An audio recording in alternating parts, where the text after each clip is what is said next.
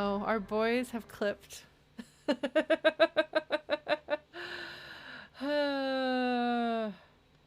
Good evening, everybody. The boys are clipping in a way that I'm sure AO3 would appreciate, but does not seem to be canon just yet. Um, it is disco time, and I hope that you are all doing all right. How did we do, by the way, with our homework assignment? How did you do? Did folks actually do the homework assignment?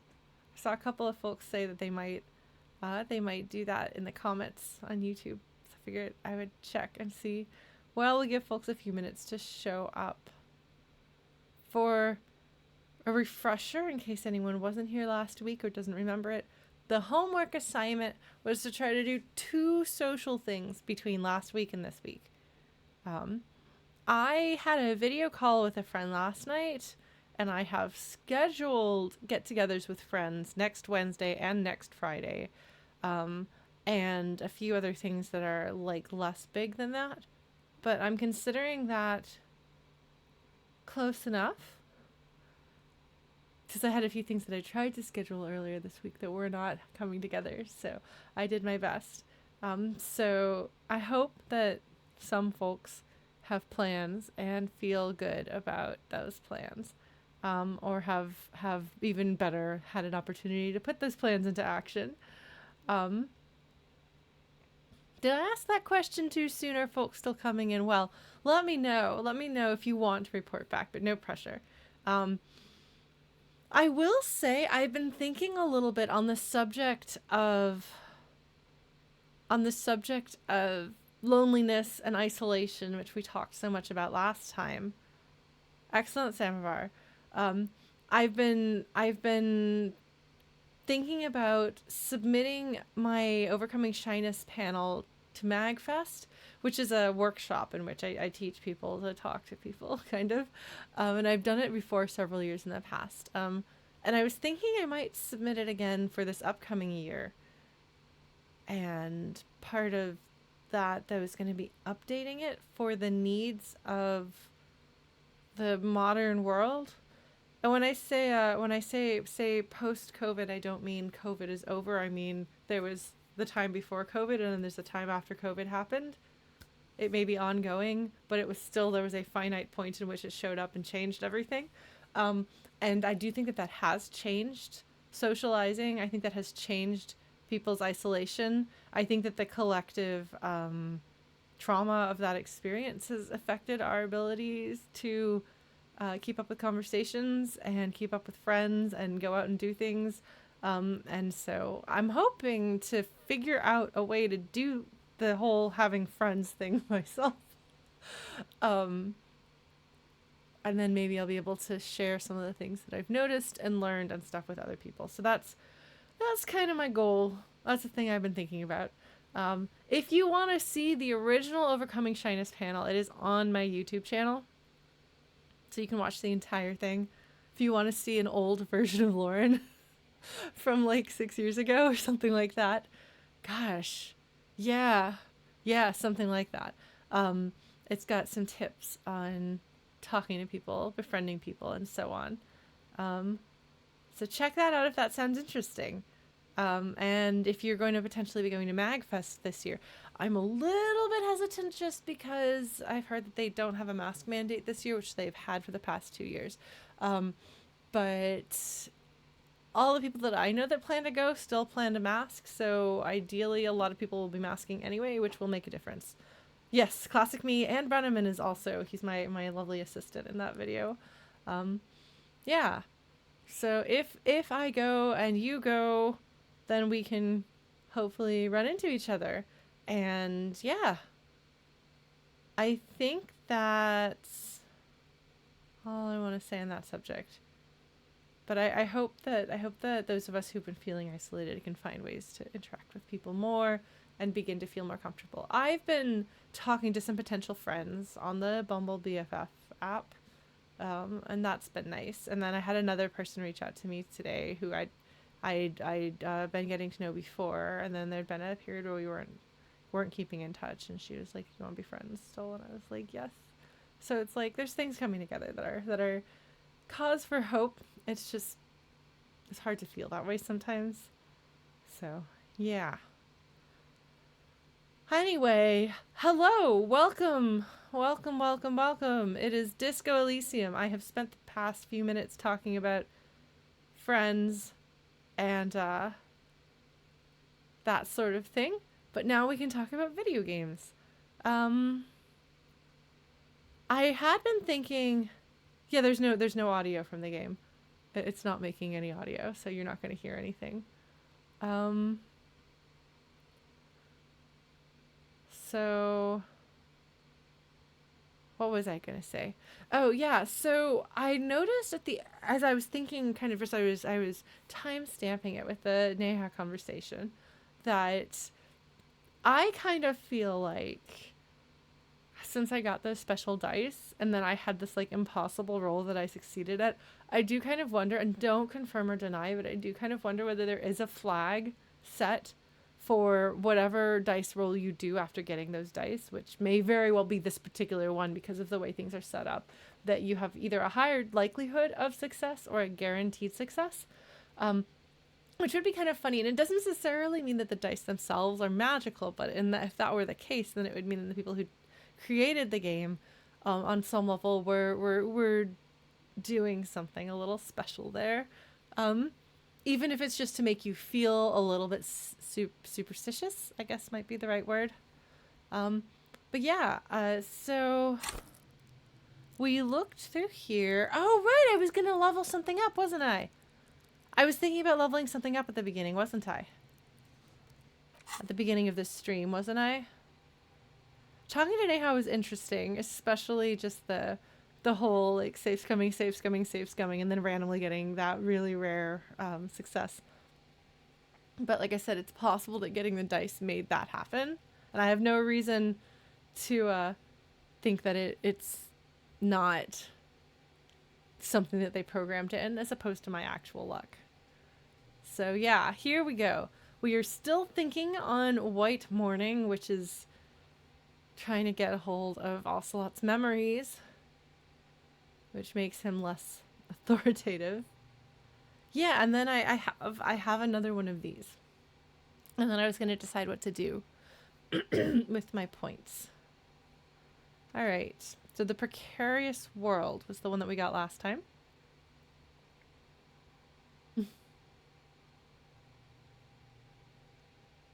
Your philosophy is to cover your weaknesses as a player.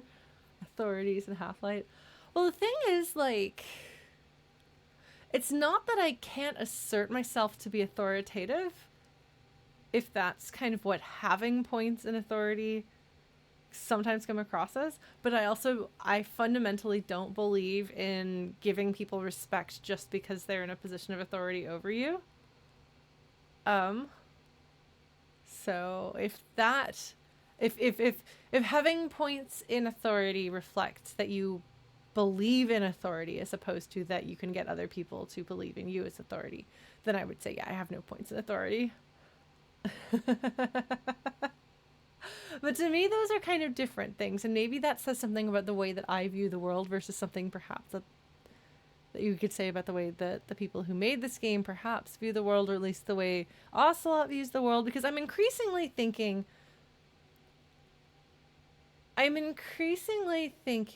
that I should view a lot of this through the perspective of Ocelot's mind specifically, instead of necessarily being statements about how this particular world works or about how the writers of this game think the world works. And there's definitely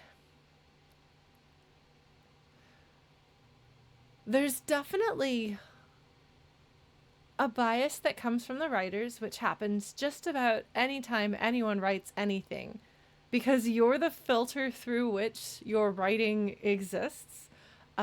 You cannot help but shape it in the kind of, it's going to take the shape of you, no matter what you do. Even if you basically have to work super, super hard to work around your own biases. And that's only possible for biases that you're aware of. And we all, of course, have biases that we're not aware of, and those are going to color what we do without us even realizing it. And so the writing of this game is definitely going to be colored by the people who wrote it. Now, the fact that there's several people involved could potentially mitigate that, but I think that it's probably likely that they have things in common.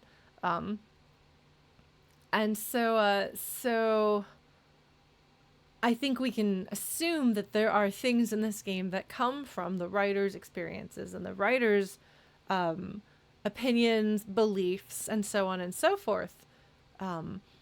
But I think something that I've kind of come to understand, just as I feel like I'm coming to understand our character points here as being elements of Ocelot's personality.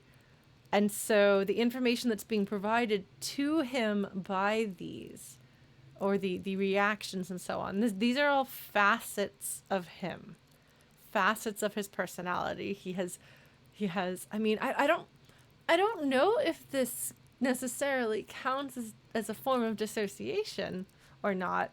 And I don't know if it's intentionally supposed to or not, but I think it is clear that this fracturing comes from the traumatic experience of drinking himself mostly to death, and presumably the traumas that preceded that. And so these voices speaking to him are not the word of God, which is a phrase that does not actually necessarily literally mean a deity. Like, the word of God can also mean like the writer of the story speaking through these characters as a mouthpiece. But instead, I think that it is important to think about these as an extension of some form of Ocelot himself. I have not played Sea of Stars yet. No, it's on my list that I've heard very good things. And so it's interesting then, instead of just taking their word for it all the time. I mean, obviously, like, for example, Encyclopedia is going to give me facts, and I really don't have any reason to disbelieve those facts. But so I'm not saying that like absolutely everything that they say is going to be untrustworthy. But I do think that thinking about these as fragments of Ocelot himself will kind of slightly change the way that I react and respond. And I could be mistaken here. This could be wrong. This could be not the way you're supposed to read this, but currently that's kind of what I've shifted towards in my understanding of how this works. Which then we go to the thought cabinet here, and I don't know. These things feel like the thoughts and the philosophies, especially the political philosophies that we've been presented with. I had thought about those as like we are talking about the world and how the world actually functions, to some degree. That in some way the thoughts are kind of the voice of the author to some degree, and the answers that I'm picking in some way are me asserting my take on that. I think that it's probably a bit more filtered through Ocelot's own perspective than I realized. So when I was frustrated, for example, about being accused of being a centrist, and it turns out that no, it's not that. It's just that the philosophy that I chose for Ocelot positions itself as centrism in this game. It's a different sort of thing. I don't know.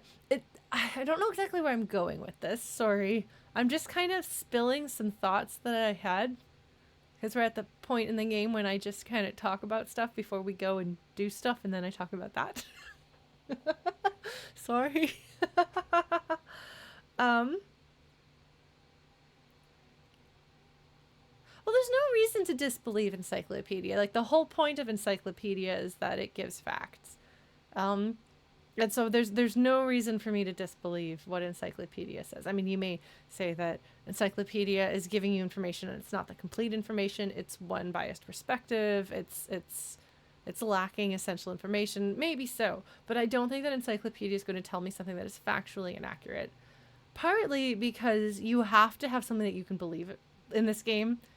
You have to have something that you can hold on to. And so if it turns out that nobody and nothing in the game is trustworthy and absolutely everything is lying to you and there is no reliability whatsoever, that's really, like, for me, I would probably stop playing because at that point it feels too much like losing your mind, and I don't actually want to. I don't actually want to live that experience.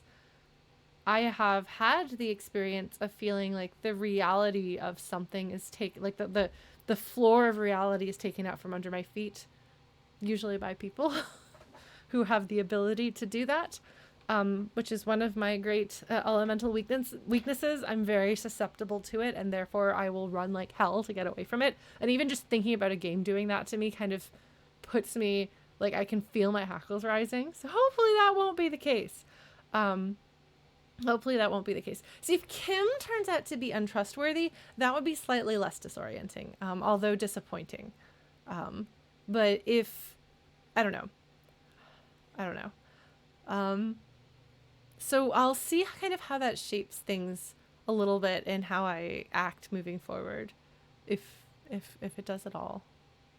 I don't know. Did the stream freeze? Hopefully not. I haven't dropped any frames. So, hello, Karaokeo. All right. All right. So, the Precarious World. I do not remember how I got the Precarious World, but I did. Oh, hey, check it out. Hold on. I'm going to move this over here. How did I get the Precarious World again? When did I get the Precarious World? Did I get that last time? Oh, was this talking? No, this was talking to Neha about her businesses that failed. This was talking repeatedly over her businesses that failed. Because we had this conversation with her in which Ocelot says, the reason why this business succeeds is because the curse can't extend to you. And, she tried to laugh it off.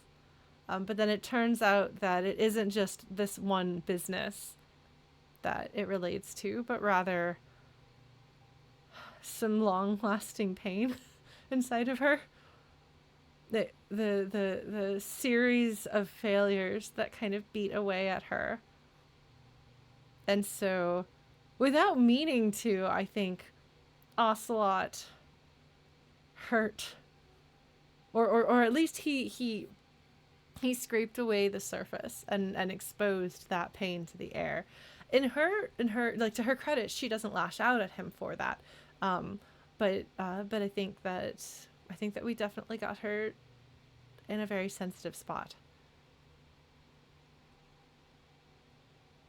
So now we have something to say about this. Let's see how it is. So I'm having to scoot things around on my desk to make sure I can see what's on the screen. Okay. Seems like the point of this game is victory. The absence of defeat on all fronts. Victory in business ventures and creative undertakings. Victory in love and over other people. Political victory. Ideological victory. Hell, even sexual victory. Definitely a lot of object-based victories too. Having things and not losing them. One problem though, not a lot of victors in sight. Everyone's mostly losing. Why is that?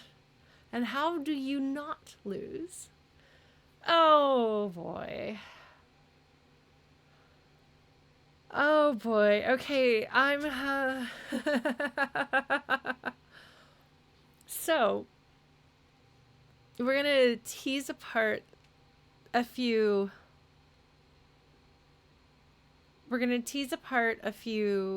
things here, and you're just going to have to deal with it because I'm talking. So these thoughts are colored through Ocelot's perspective, as we've just said. And at the same time, I think that they are going to reflect the beliefs about the world held by the people who wrote them, which I think is reasonable. And so kind of saying, like, the point is to win, including winning over other people.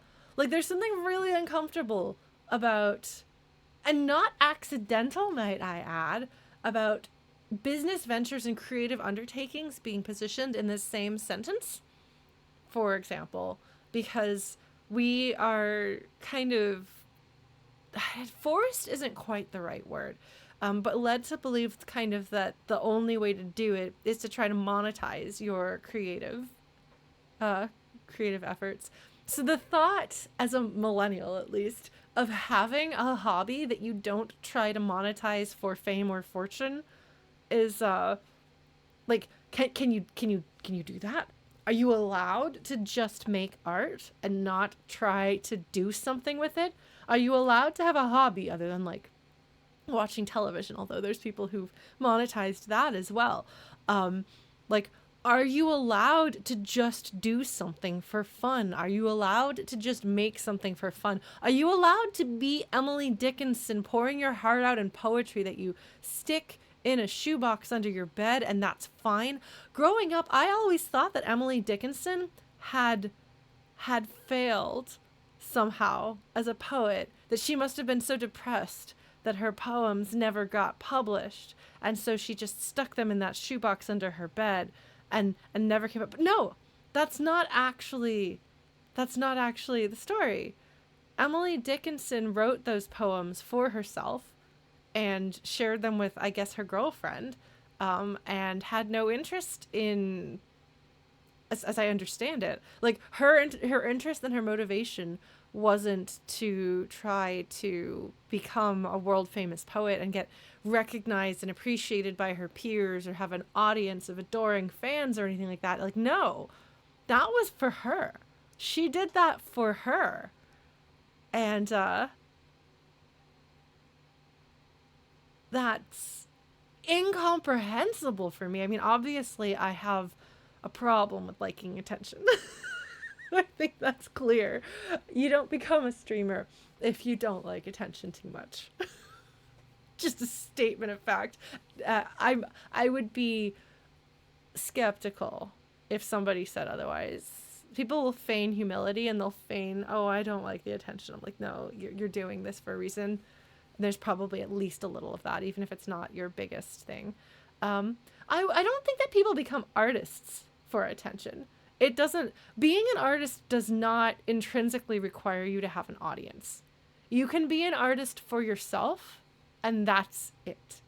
And it's perfectly valid and perfectly respectable, and you absolutely 100% count as an artist if all you do is sketch in your sketchbook and keep it hidden. But whereas, like, streaming is, there is kind of no way to stream without the potential, at least, for an audience. So it's, I think that's why I say, I feel like if you do something like this, you are performing.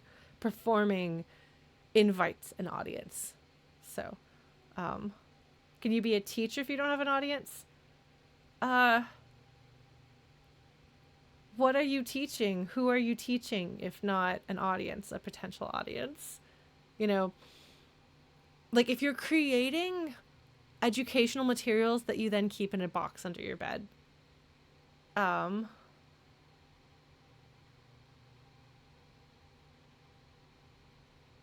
right. Before you start getting very philosophical and deep on me, let us agree to a shared definition of the word audience so that you don't try to gotcha me with something that is irrelevant to what I'm saying. When I say audience, I mean the common usage understanding of audience, which is to say people who are receiving your work, not the creator. So by the definition that I'm using, that's what I mean. So I would not say that there is such thing under that definition of an audience to have an audience of one that only includes the creator. Obviously, if you are creating works of art for yourself, that's super valid and super good. Not everybody does that. By the way, there is art that people don't produce for themselves, and that's also fine and valid. Don't invalidate the professional artists who are creating things for other people. Like, I think if you're creating something that is meant to be a form of self-expression, it is so easy to lose sight of your own needs and to lose the ability to hear your own voice. And so I think it's really important to have to remind creators that you can create art for yourself that is the kind of art that you want, and you'll find other people who have the same taste as you. Even if it's a small group of people, like the thing that you love, other people, there's going to be someone out there who loves it too.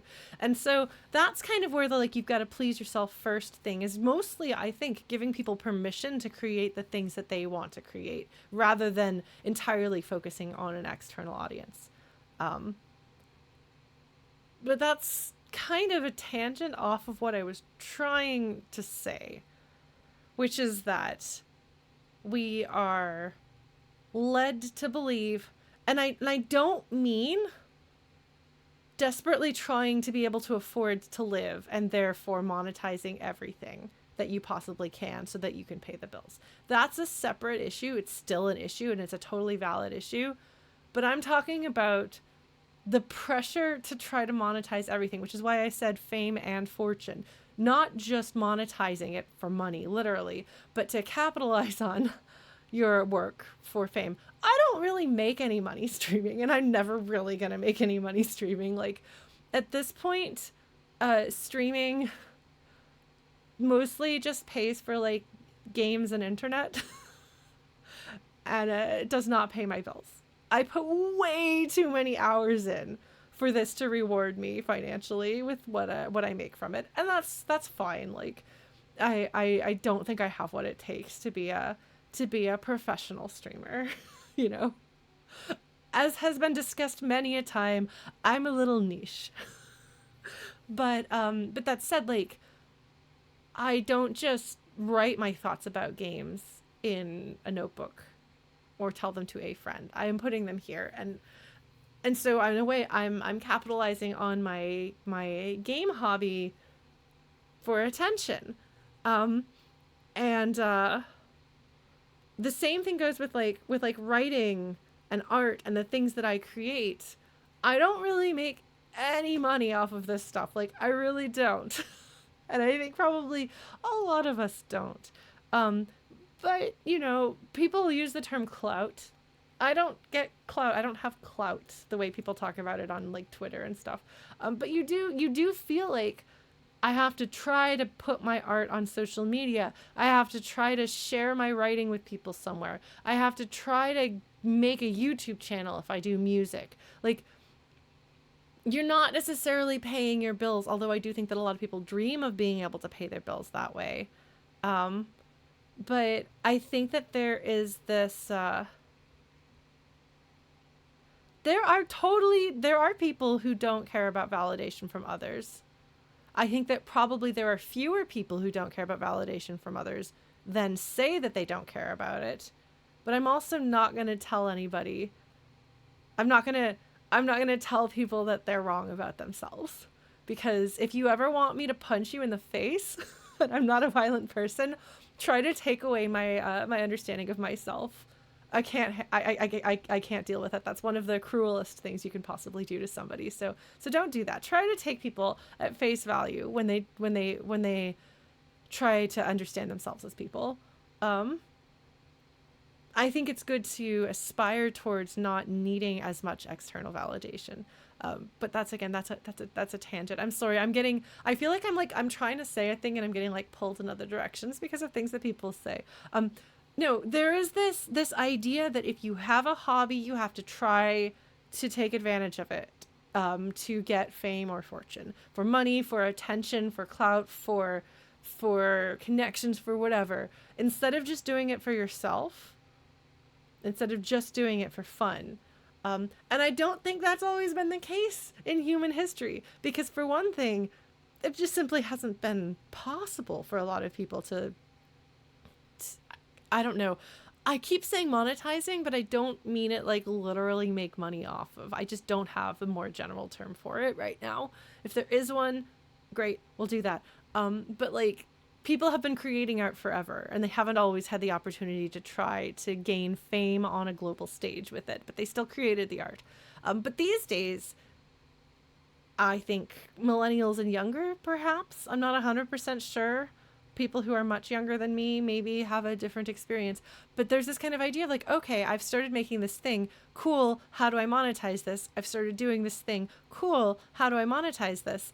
And it's really become obligatory almost. And if you say, no, I'm not trying to do that, people are like flabbergasted.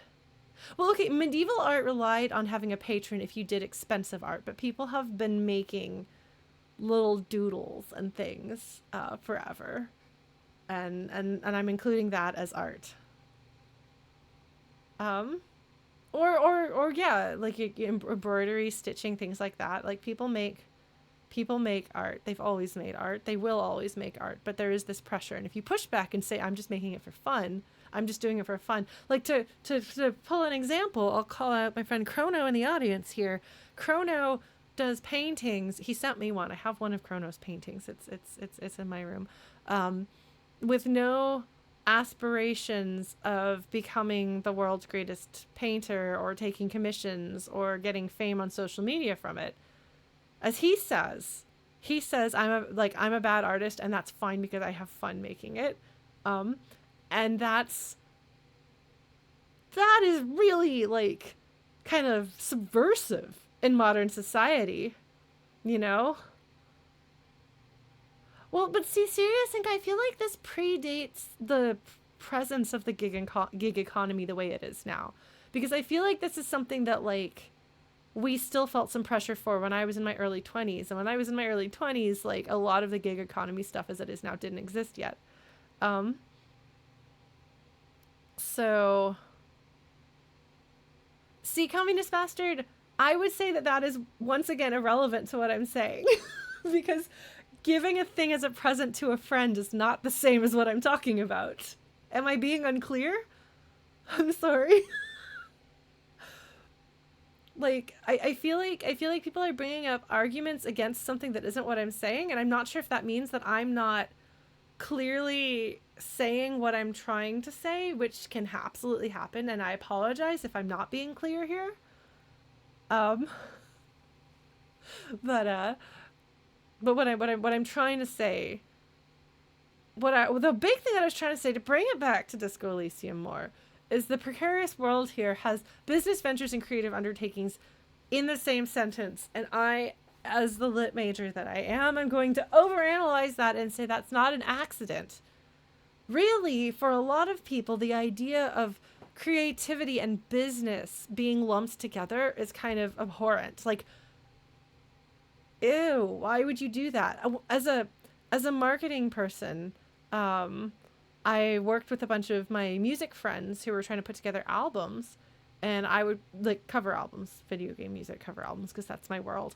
And there would always be this really uncomfortable point at the beginning of the conversation where I was like, okay, so we're going to talk about this like a product. And it's your art, and I respect that it's your art, and I consider it art. But right now we're going to talk about it like a product. And you could just see how that made their skin crawl. And we kind of had to talk through that and get to a point that they were comfortable with. Because I was like, if you're going to sell this, it's going to be a product. If you don't want to sell this, and that's not your point at all, it doesn't have to be a product, go for it. That's fine. I support that. And sometimes I would be like, there really isn't an audience for this thing. You're making something with a really small niche, and just creating it is good enough for you. So I would say, don't even worry about making it like a financially savvy decision. Like, don't even care about that. Just go make your art and enjoy it and share it with people. But for other people who are like, I want to make this album to sell, I'd be like, okay, well, you're going to have to accept that your art is being used as a product here. And we could get to the point where we were comfortable with that, because I'm not a very hard sell marketer, which has led to problems sometimes in my career as a marketer, because I view my job as a marketer as being a person who has and this is why I kind of have to do it for something that I believe in. the thing that we're trying to sell is a cool thing. And there are people out there who genuinely would think it's really cool. And so it's my job to find them and figure out how to tell them this thing is here and it's this thing. It's the thing you want. And then they get excited. Which is not a very hard sell marketing thing. And so that has not gone over well sometimes with older marketers who do not believe in that.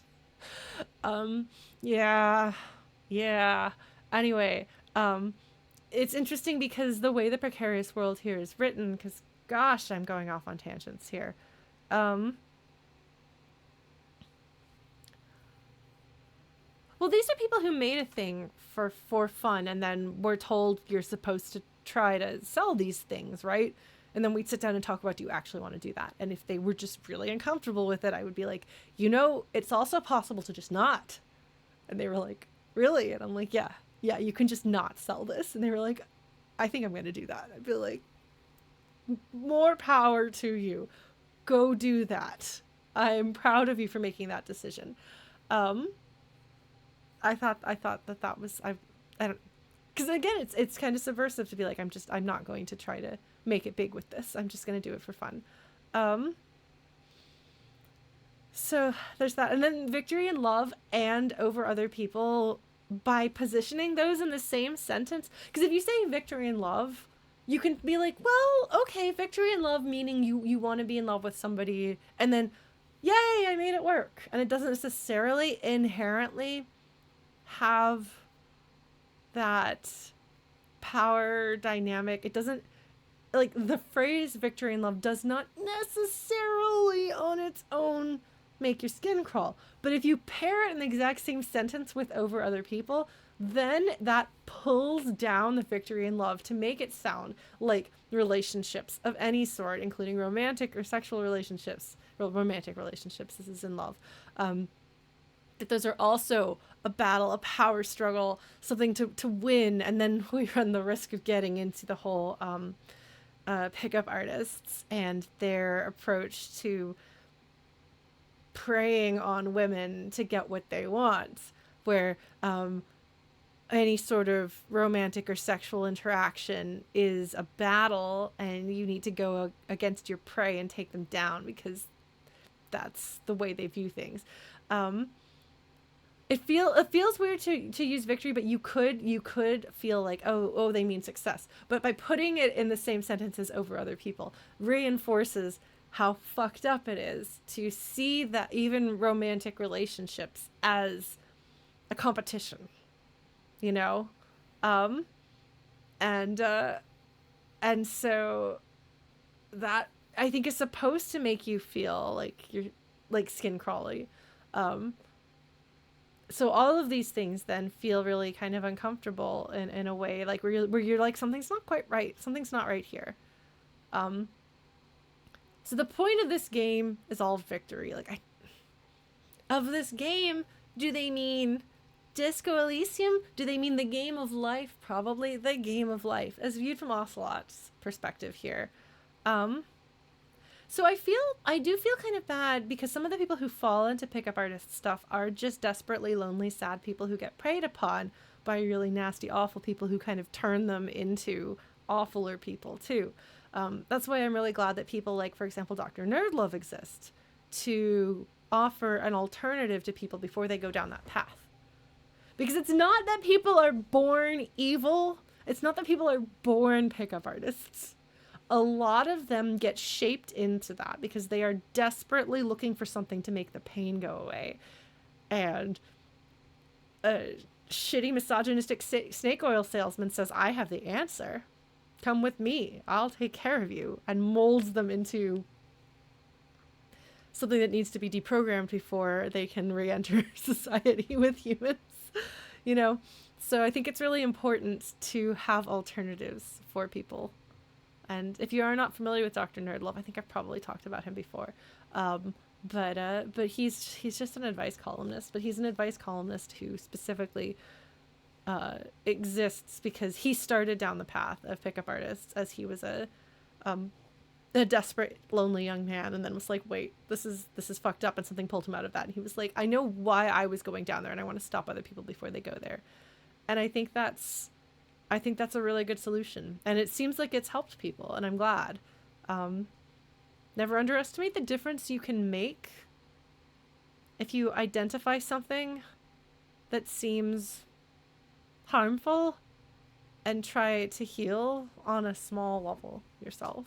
You can really make a big difference with people there. So the wiggly bits, the animated wiggly bits here have stopped wiggling. You see what I mean? Hey, Jando, we're just tangenting. You know how it is. I'm over analyzing the word choice in this thought cabinet thought. But this is an observation about modern society that I think is really interesting. It seems like it's supposed to be about winning, competition. Everything's competition. We gotta win. There's all this pressure to win over other people, to be at the top, and not just to do well and be well regarded, but specifically to be better regarded than other people. Like, you know, there's that inherent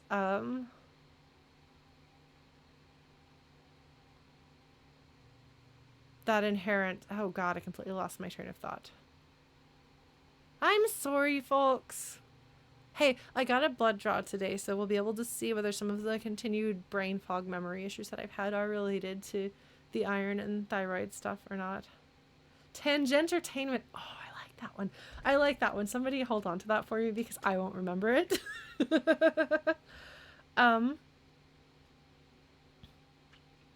That's me. Can I say that that's me? Clearly we need to copyright it and put it on coffee mugs and t-shirts. Everybody likes t-shirts, right? Put it on a good old Hanes beefy tee. No, that's right, Jan. We have not left the Dice Makers Workshop. Let's see. Oh, I'm absolutely going to share medical results. There's a reason why I'm talking about my medical health stuff publicly, and it's not because I feel pressured to. It's because the more people know about shit like this, the more they can watch out for their own health. You know, if there was something I wasn't comfortable sharing, I wouldn't share it. But as it is, I'm happy to help people understand what I've gone through so that they maybe can get help sooner and feel better sooner, which is important. Let's see. But yeah, it's all about trying to win, but everybody's losing. Why is that, and how do you not lose? Hey, I have some answers to this question. I have answers to this. Sorry, I don't know. I'm in a weird mood today. What can I say? Thing is, if you put all the little people in competition with one another, you can just kind of take from them, and they won't realize it because they're so busy trying not to lose their small battles to realize that they're being sucked dry. So people will look around at the system and sometimes conclude the only way to not be a loser, the only way to become one of the winners, is to play by the winner's rules and become, like, who is winning? Well, billionaires are winning. People up at the top are winning. Tech bros are winning. I gotta be one of them. The only way that I can guarantee that I won't be completely destroyed when the tech bros destroy the world is if I become a tech bro. Then I'll have the power, and I and my family, or my small group of people who are in my orbit, we will be fine. And that's guaranteed. And so it's interesting, you actually can see this sort of motivation taken out of the context of our real capitalistic world and the issues that are going on here. You can see sometimes sympathetic villain characters in works of fiction who make the decision to do the thing to keep themselves and their families safe. The amount of sympathy we feel for them usually has to do with how much they're keeping other people safe versus just themselves. But even so, you'll see people kind of allying themselves with a supervillain as a survival method. And it's like, I get that. And that's to me more interesting, more sympathetic, and more human than joining the supervillain because you are evil and want to kill people because it's good to kill people and laugh at them. You know, if that makes sense. If that makes sense. But so that is a direction that some people take when they make this observation. Another thing, as has been pointed out in chat, and as I'm sure you know we're going to get to, because you kind of have to. This is Disco Elysium after all. Obviously, the other possibility is if everyone's mostly losing, then something's fucked up here and the system's a problem. Perhaps we should stop the system and change it so that people aren't all losing. Perhaps if we make it so people don't have to be in competition with one another, they won't be losing. And also the people who are winning are no longer, blood-sucking, vampiric, dragon-like monsters destroying society. Yeah. That's the other answer to that question. So what I think is interesting and what I wonder about here is, what is Ocelot going to conclude here? And I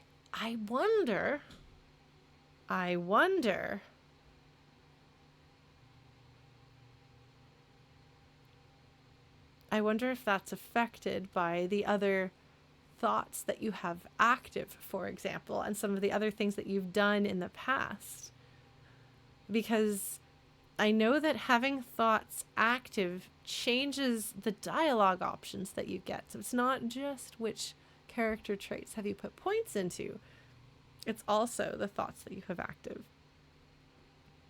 And I assume that the thoughts affect each other. I assume, do not confirm or deny, I assume that solution, there's not necessarily just one solution to each of these thoughts. Maybe there is, I don't know. But yeah.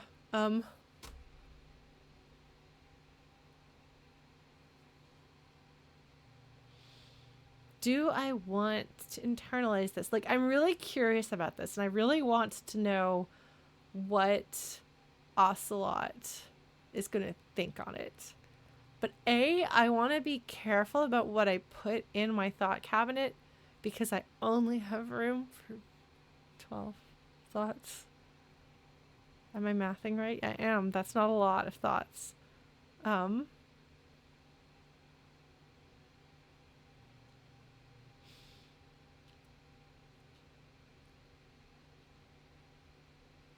Also, that temporary research bonus is all red checks fail. That's pretty bad. But this is a really fundamental thing. And I want to know. I want to know what Ocelot comes up with on it. I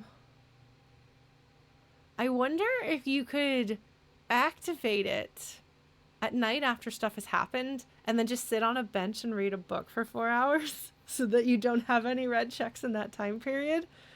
Oh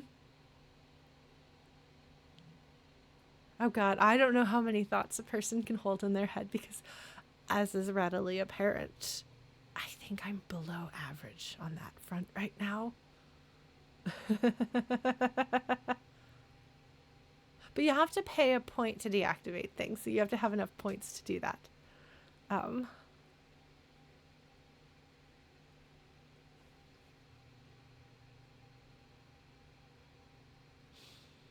right, well, we might try to, I don't know what that counts as.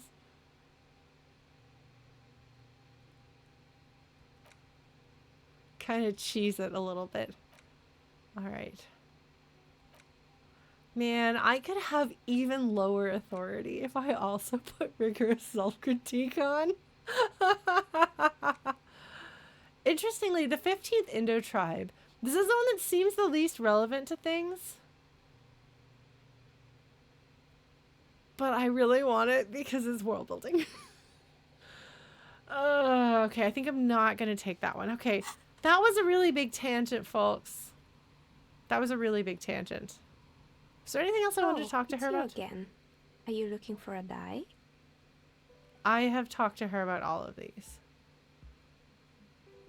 I really like her song. It's really pretty. Okay. Then I guess we've done everything there is to do here, and we can go and report back to Plaisance.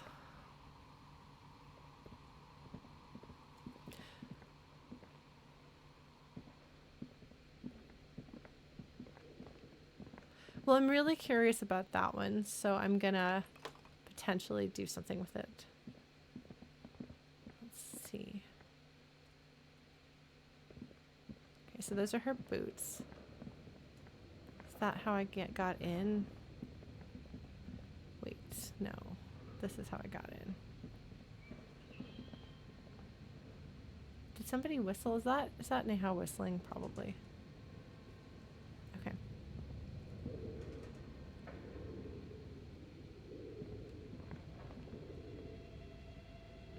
So once upon a time, you see that's blinking right there. Is that the intercom thing? Kim?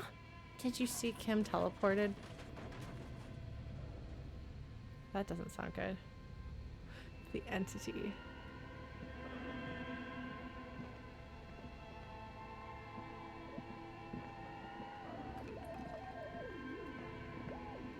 This old fireplace is covered in lines. A diagram for summoning some time-forgotten being.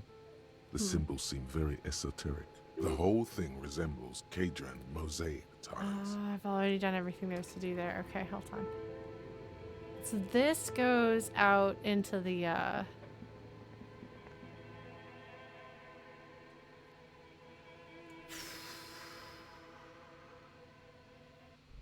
Oh, I think that was the area that we're in, but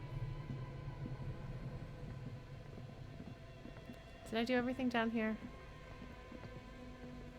Oh, wait, there might oh, there's a thing over here. Hold on. What is this? An ice cream maker, defrosted and unplugged. Okay. Let's hope we don't fall to our deaths here. What is this? The flashlight casts a strange shadow. There is a hidden doorway here. Hoo boy, let's not go there just yet. And then we'll try not to die.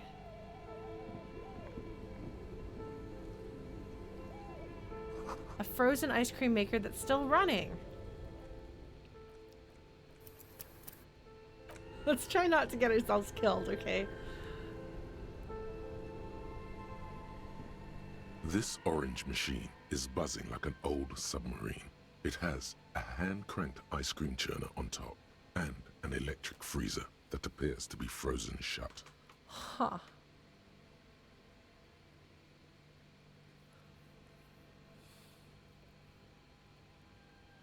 I mean, the natural tendency is to turn the thing and then try to open the thing. I'm going to try to open the thing first. You slip your fingers under the frozen lid, but the ice is too cold for you to get a good grip. A pry bar would come in handy here. I have one of those. If you want to try again, then you need to have the pry bar in your hand, detective. Thanks, game. Equip the pry bar by going to the Tools tab in your inventory. From there, you can equip it to a held slot. That's very nice tutorial to be here. And remind us how to do this. Turn the ice cream crank. Turning the crank feels oddly satisfying, like stirring your childhood dreams. In the distance, you hear water dripping. Stirring your childhood dreams. That is so evocative. It's all gone now. You'll never become a poet or an entrepreneur. Okay, so that would be entropy. That I assume that this is another word for outer space, perhaps? And so this is an astronaut?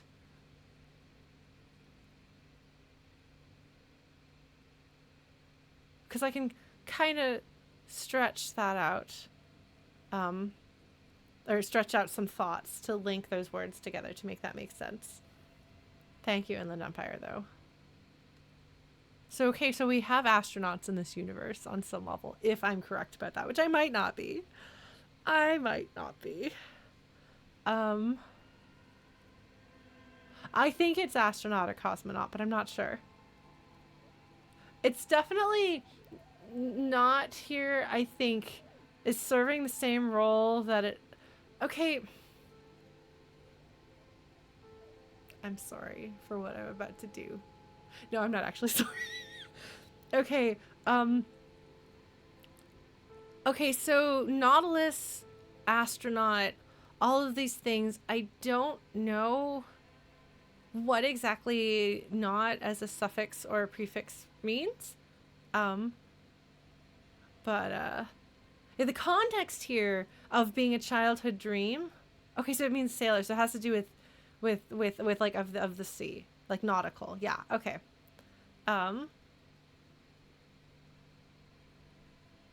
Okay, so star sailor. Yeah, because astro clearly has to do with stars and space. Star sailor. Yeah, no, that is.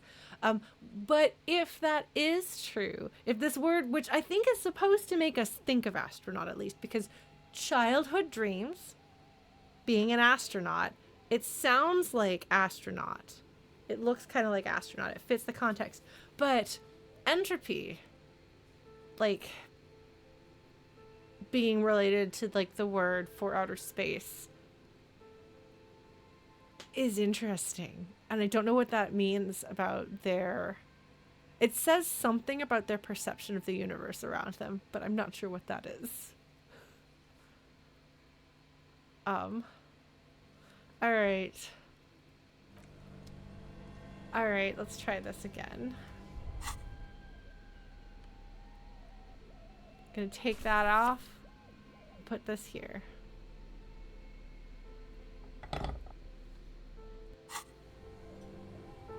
This orange machine is buzzing like an old submarine.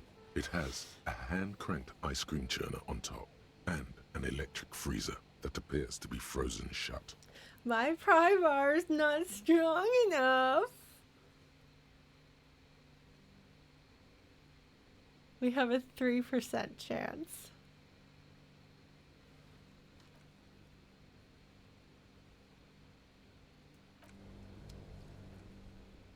We're gonna try it once. We may load. This orange machine is buzzing like an old submarine. It has a hand-cranked ice cream churner on top and an electric freezer that appears to be frozen shut. Basically a 50-50 chance. Yeah, definitely. Yeah, no, it is funny that they tell you to equip it and then it's not any good. Well, we're gonna try this, then we're gonna probably load our save, and then we're gonna keep going. We're not gonna save scum here. I just want to see what happens because this is heroic and I don't have any points in physical instrument really, so... Wait, hold on, wait a minute, I have clothes. Can I? Oh, I can't. Okay, hold on. Okay. Hold on. No, I swear, I have some clothes. That physical instrument. Do I have physical instrument? Am I wearing it? Oh, I'm wearing it! Okay. This orange machine is buzzing like an old submarine. It has a hand-cranked ice cream churner on top and an electric freezer that appears to be frozen shut. We're setting ourselves up for failure. It's going to be hilarious, and then we're going to load. It's going to probably break the pry bar, so we're going to load.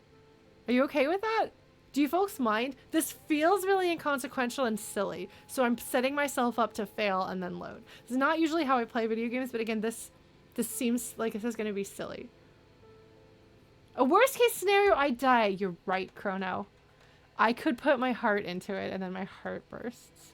Alright, let's see if we kill Ocelot on the ice cream maker.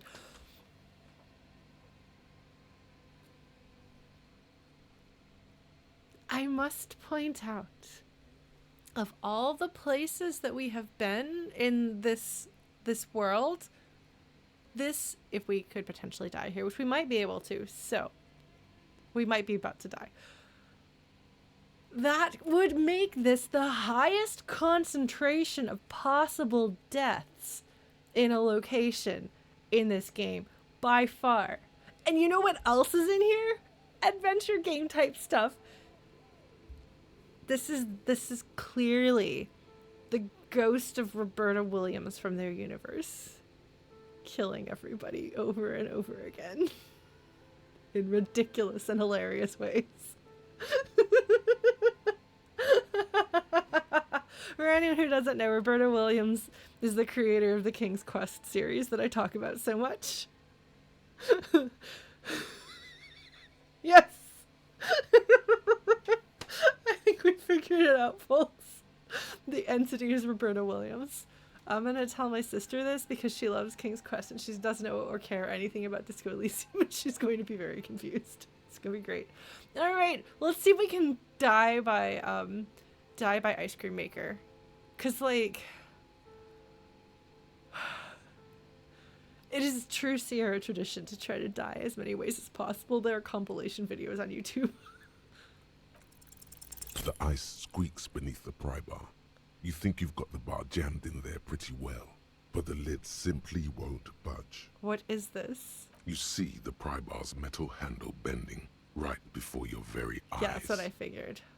Yeah, well, that's a good pry bar. I'm not criticizing it, but this ice cream maker is frozen shut. It takes an advanced tool to get it open.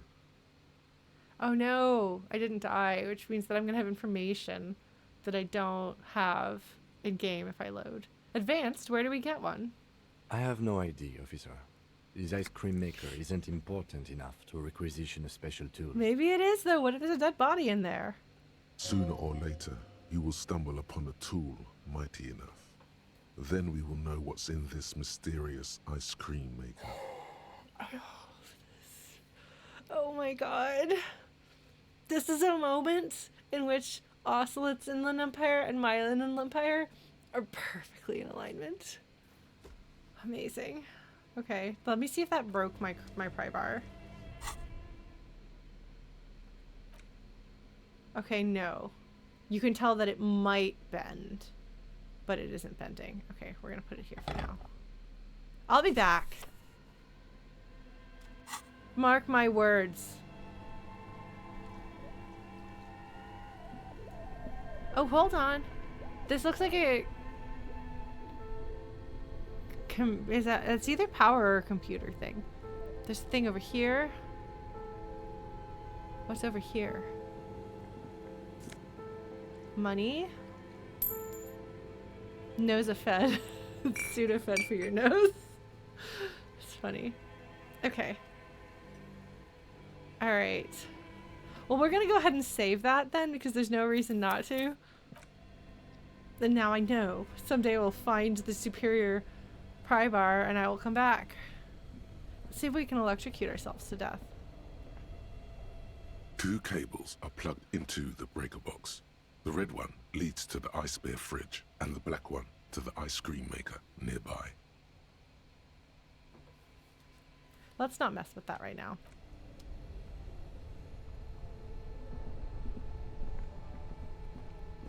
Intercom wires running into the breaker box. Oh, there's an open drawer. Okay, so the intercom goes into there, so,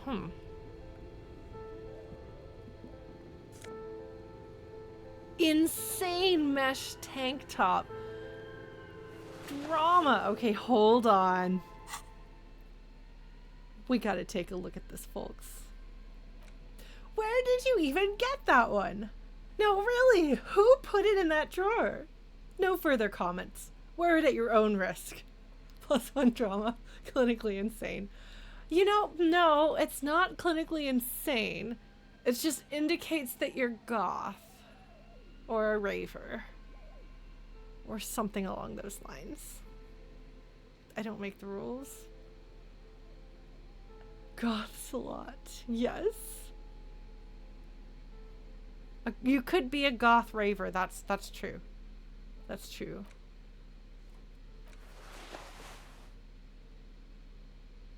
I'm not saying that goths and ravers aren't dramatic. I'm simply saying that they are not clinically insane, necessarily. Dressing like that does not mean that they are clinically insane. Oh, wait, there's more over here. Oh, it's totally dark down here.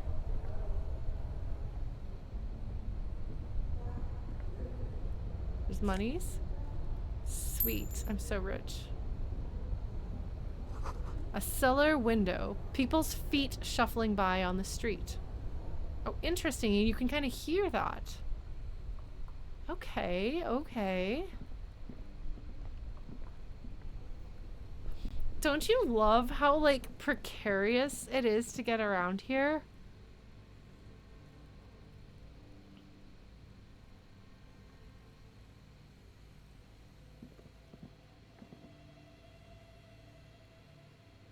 I don't usually try on things now.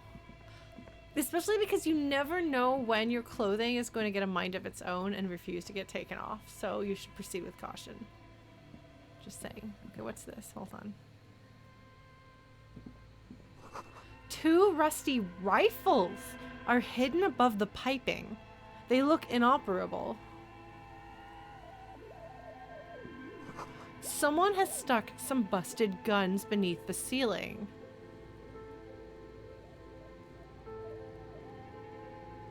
What was this before? Before it was the commercial district. If they're that old, I wonder if they were from the Revolution.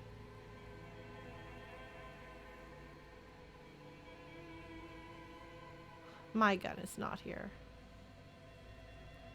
Alright. What is this? Let's try not to die. Sorry, I have apparently decided that the doomed commercial area is the place where you might die a lot. So I'm concerned and saving a lot more than usual. Hope that's fine with everybody.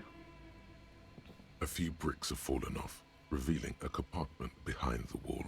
It's too dark to see in. Where are we? Look around the secret room. And then I can look in the hole in the wall. Let's look around the secret room first. Seems like an old bunker from the revolutionary period. Look at all those rifles. Must be an old weapons cache.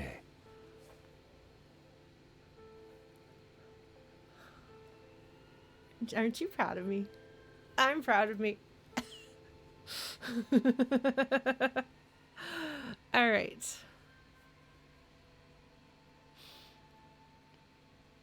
Good. I'm glad. Nailed it. Yeah.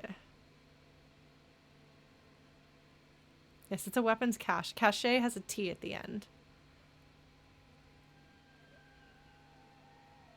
Although, actually, I wonder whether cache spelled, or whether this word spelled without the T at the end could have that pronunciation, depending on where you are and what your version of English is. But I would imagine that it would have an accent over it.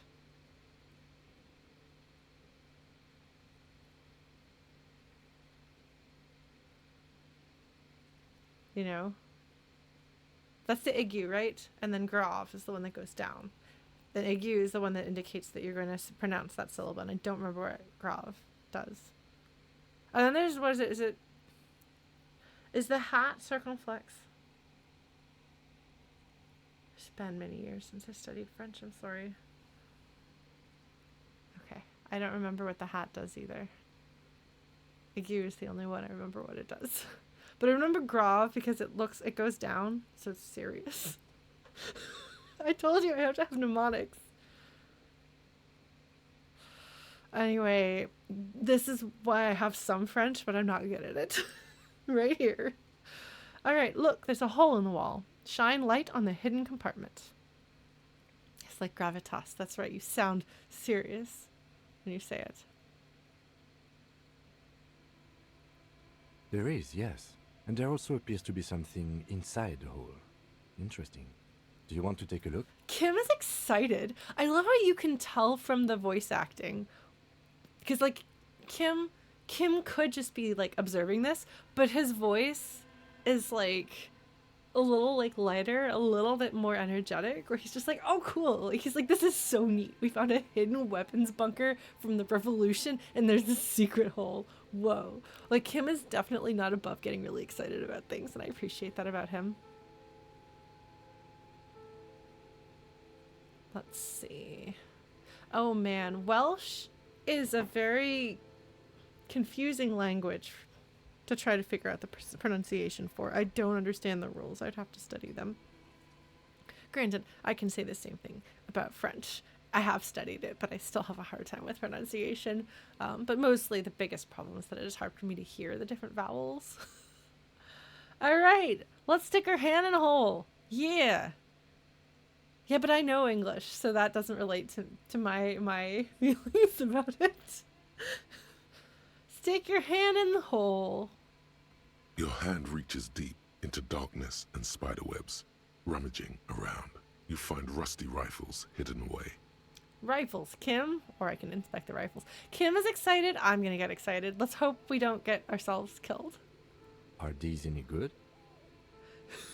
Okay, so you could just skip to inspecting them, but not pull Kim in. Well, I pulled Kim in. Inspect the rifles. Most of them are rusty and inoperable, like the rest. But one catches your eye. A bolt-action model with a fine wood stock, in better cosmetic order than the others.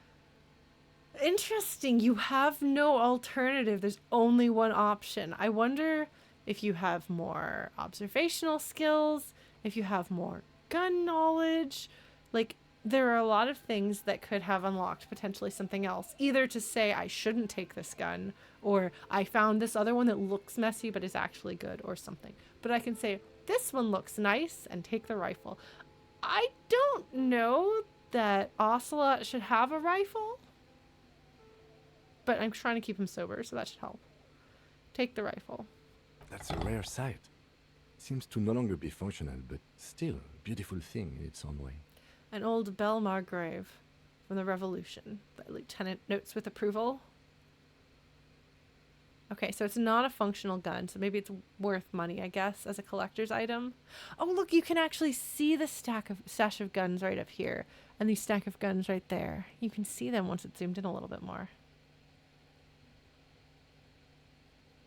Oh yeah, the flow chart of dialogue in this game must be fascinating and a lot. What does this mean, a rifle here? It means there are firearms, albeit inoperable, still lying around in Martinez. It's an interesting coincidence, I would say. Might come in useful in the future. I just unlocked an achievement, goodest of the good cops, get Kim to trust you. Is it because I pulled him over to look at this and I'm getting him involved, I wonder? I'm glad. I guess we've become partners.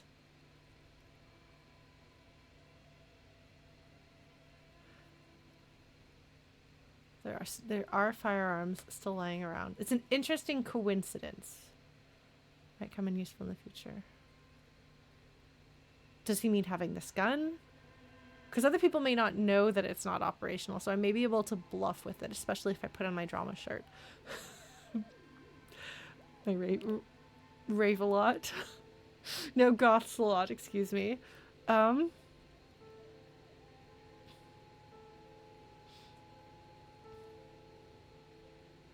Oh, there's a Disco Elysium reader? Oh, that's fun. Neat. So we could use this to bluff, or it could be that we might find another gun, but I suspect he means like either bluffing or selling or something like that. He likes this find. Kim is excited about it. That's funny. Thanks, empathy.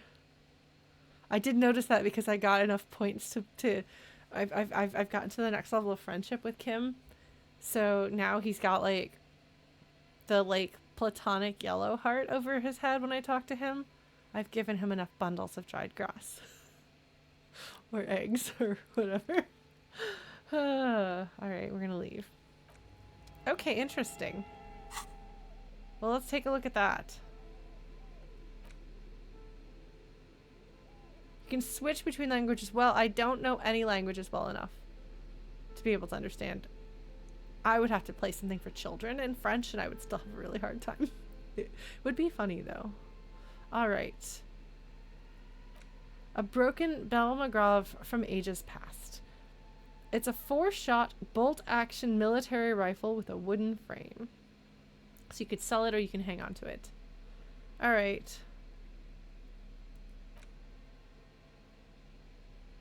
So saying, please don't sell the shot put ball. Please hang on to it and do something good. Maybe I can befriend the old guys. Okay, well that's interesting. So you could just not find this, I guess. I guess if you don't if you don't, there was a check, and I guess if you don't succeed that check, then you just don't see that room and you just can't go there.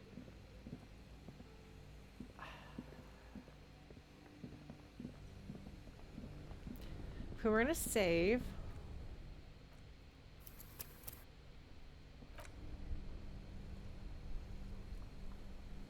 I don't know that I want to mess with the... I don't think I want to unplug the power.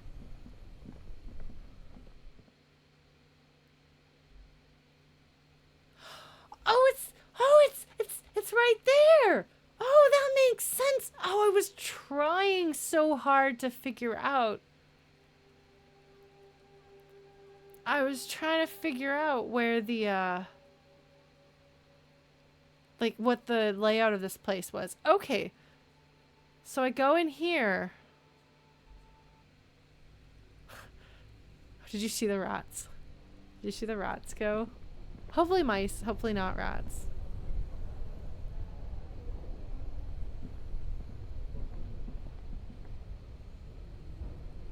Man, this whole place is a serious safety hazard. All right, well, when we get the pry bar of Excalibur, then we'll come back. The bear's eyes are still glowing red, watching over. I think that rats are more likely to carry bad diseases than mice, and more fearless. A thick layer of coal dust covers the third. More likely to bite you because they are brave as opposed to scaredy little critters. I actually like both rats and mice as critters, but I don't like them in my living spaces. Disease-wise, they're about the same. Okay. They make delightful pets. The problem with them is that they don't have a very long lifespan. So they're kind of a heartbreak waiting to happen, and that's why I could never have rodents. I can only take so much loss. I am a sensitive being. Okay, well, I guess I've done everything that there is. Oh, the bubonic plague wasn't rats, it was buggies?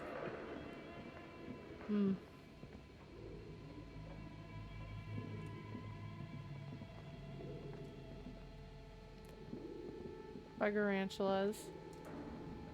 Please.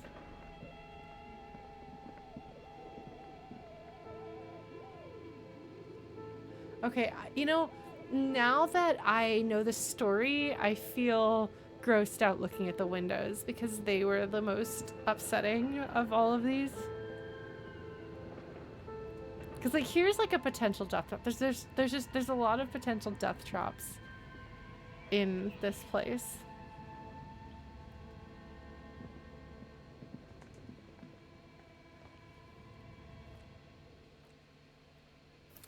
All right. Sorry, I've saved like 11 billion times, but I've saved 11 billion times. Low on health, but points into endurance. No, I don't think I will, thanks. I think I won't. Oh, maybe I should look at some of the stuff around here, actually. Wasn't there a map? I think there was a map I wanted to look at. Oh, you know what? I can put away this. I'm gonna put that away. Shelves filled to the brim with crime novels featuring the supposedly stalwart Vespertine detective, Dick Mullen. Hold on, I'm gonna see if I can... So that's reaction speed. Sorry. Okay, hold on.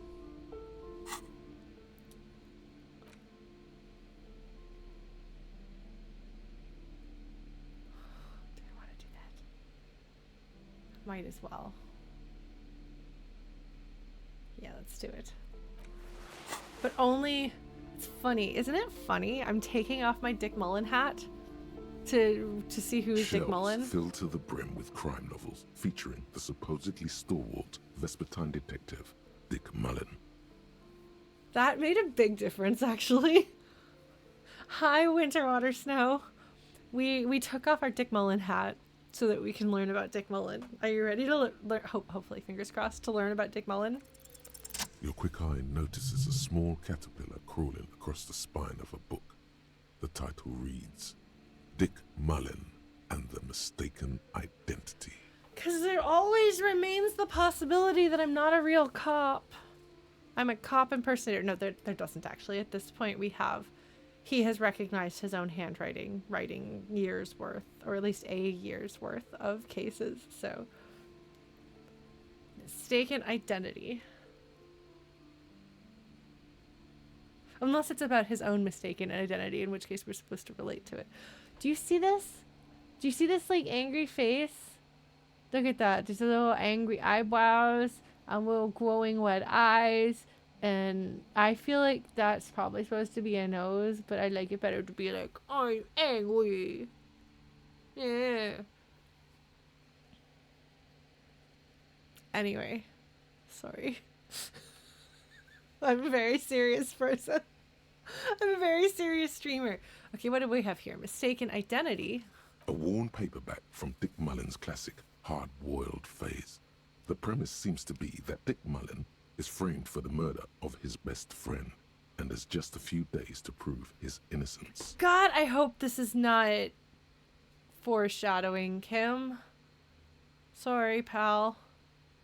Why does this speak to me? That's a good question. What have I been accused of unjustly? Could it be the motifs of unstable identities and shocking betrayals?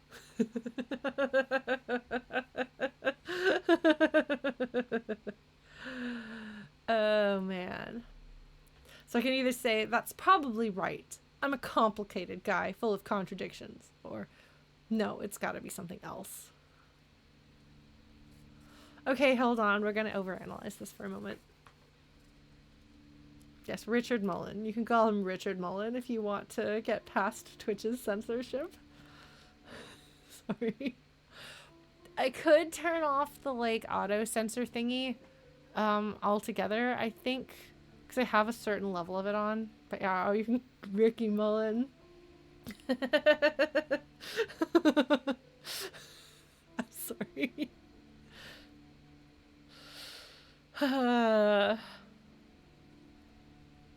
Okay, so I'm inclined to say, all right, so we could have, this first one is the clown choose answer because he's like, yeah, I'm really cool and complicated. I'm a dramatic and important person. Then they know it's got to be something else would be serious. Or it could be that the first one is like trying to make your peace with the fact that you're messed up in some ways. And the second way is denial.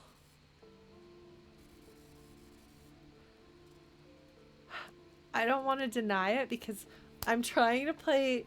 I'm playing... My Ocelot is generally trying to come clean.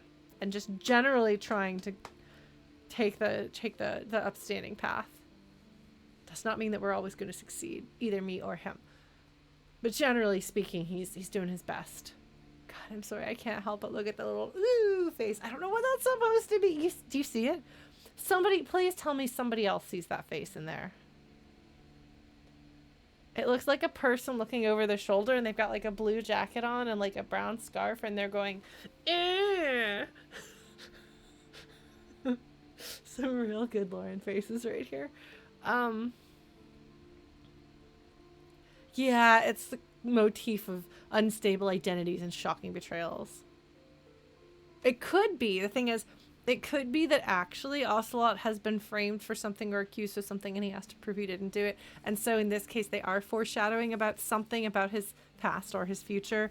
And I won't get that information if I pick this answer as opposed to the other thing where he's like, it's got to be something else. And then he digs more into what the specifics are of this. But I think I'm going to go with this. And yes, the thing at the top of the shelves, whatever that is. Because we've got this like dude and lady, and we've got like a frame, and this looks like it used to hold different like postcards or something like that. And then there's this right here, and it looks like a face. I'm not gonna make the face a third time. All right, that's probably right. I'm a complicated guy, full of contradictions. Then this is the book for you. Okay, I could buy this book.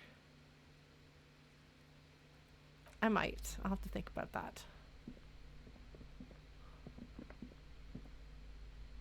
Shelves full of biographies of famous people, whoever they are. Greatest Innocence book. Okay, no. Okay, so I've picked out what my book is. Here we go. Several maps have been attached to a bulletin board hidden inside the alcove. They're held up by small pins. The board has come loose from one corner. I love that, like, the board actually has come loose from one corner. Like, you can see it. It's hanging. The maps look old and faded. Your eye catches a map of Insulinda, a map of Revachol, and a map of Martinez. I love the angry storekeeper stare down. She's looked at you. I love it also that you can try to steal it, and then you can try to steal it again. You're clearly supposed to be able to buy the map. They've made it affordable. I should probably change my hat. I'm going to change my hat back, and then I'm going to get it. Because in case I have to interact with the little girl, I want her to know that I am wearing her friendship hat. That's really important. The friendship Several hat maps have been attached is to a important. bulletin. The maps look old and faded. Your eye catches a map of... Always good to be informed of your surroundings. All right, folks. We have a map. A worn and torn map of the Martinez area dating from 48. The title on the top reads Bienvenue à Revachol. You're just gonna have to deal with my French. It's a bit out of date, as it was originally created by a design studio in a failed attempt to spruce up Martinez and turn it into a fancy tourist location. So if I remember correctly, we're just a few years ahead of that, so it's not going to be so outdated as to be useless. But there are going to be differences, clearly, especially because it's trying to make it look better than it is. It's interesting that they wanted to turn it into a fancy tourist location. What gave them hope in 48 that they were going to be able to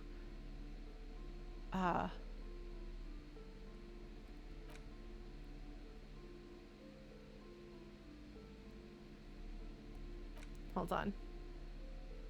About 5 years ago, 46 was about 5 years ago, they tell us, so we're due on an open air market. Dead roosters. Bleeding.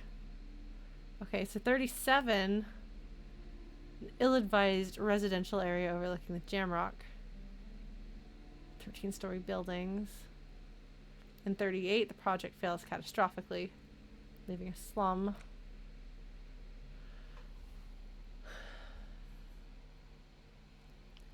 Perhaps just as the doomed commercial area is cursed so that all of these ambitious ideas that people try fail, a curse has been placed upon Revachol. Anyway, let's go interact with this map, shall we?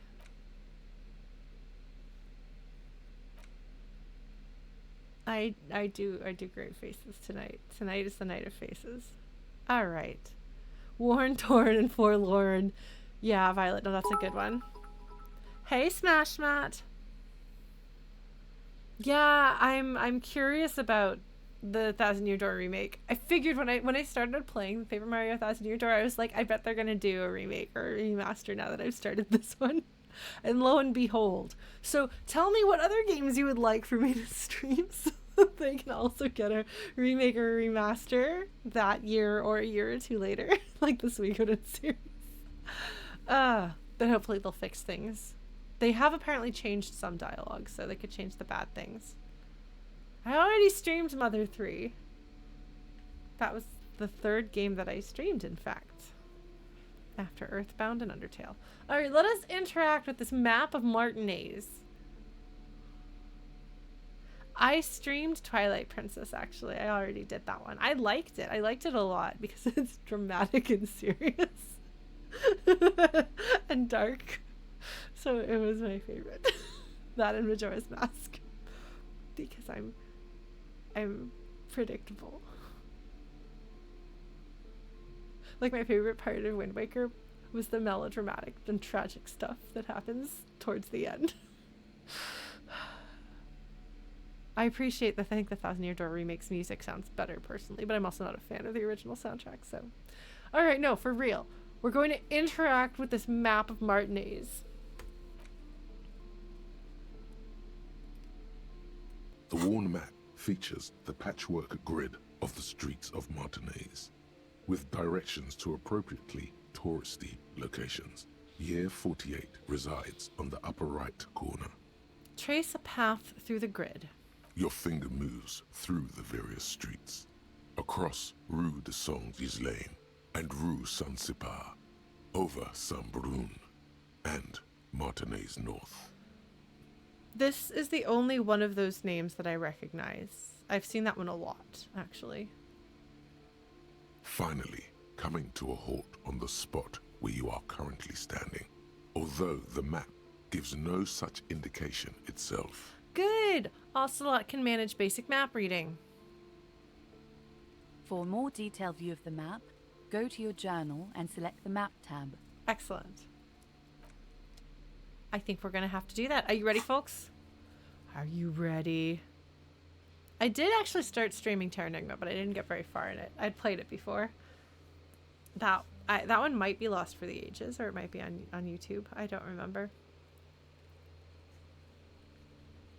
Violet, so we have gotten a name that appears to be Ocelot's real name, because it would be a spoiler, but I have now gotten it. But I continue calling him Ocelot because that's my nickname for him, and he does not like being called by his other name. So I'm respecting the man. If he becomes comfortable with being Harry, then we'll call him Harry, but for now he's Ocelot. Occasionally I will call him Harry, but all right. Map. Hold up. There is so much more stuff that I haven't been to yet. Oh, so these must be the... Okay. Martinez district in Jamrock quarter of Revachol zone of control. Oof. Okay. So the Martinez waterfront is the area that we're in. There's a church over there. There's fishermen's shacks, which doesn't really feel touristy. This looks like a fancy pants place. Look at this. This looks like a train station sort of thing because it's got this big clock on top and this really tall thing. Like, this looks like it's supposed to be really important. And then you look at the waterfront, and this is supposed to be where people go. I guess, you know, you can sit and have your dinner, and there's probably like, that's supposed to be like a food stand there, and there's swing sets. I don't know what this is supposed to be. Here's the statue. Is he facing the same direction? The fancy cube is glowy, and it looks like maybe it didn't exist yet. This looks a little different, but that's generally that's the spot where the strike is, right around here. It's either here or here. This is... Okay, so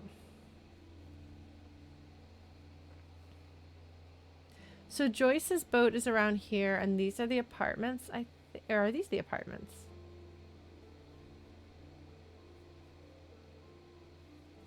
Okay, so these the apartments. No, this... something doesn't quite work. I think the angle of this is a little different.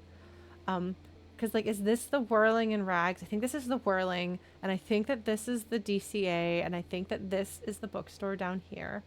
So I think that this must be the apartments back here. Yeah, because I think that right around here's the balcony there. And then this is where Joyce's boat is. I'm really curious. It'll be really interesting. These must be statues.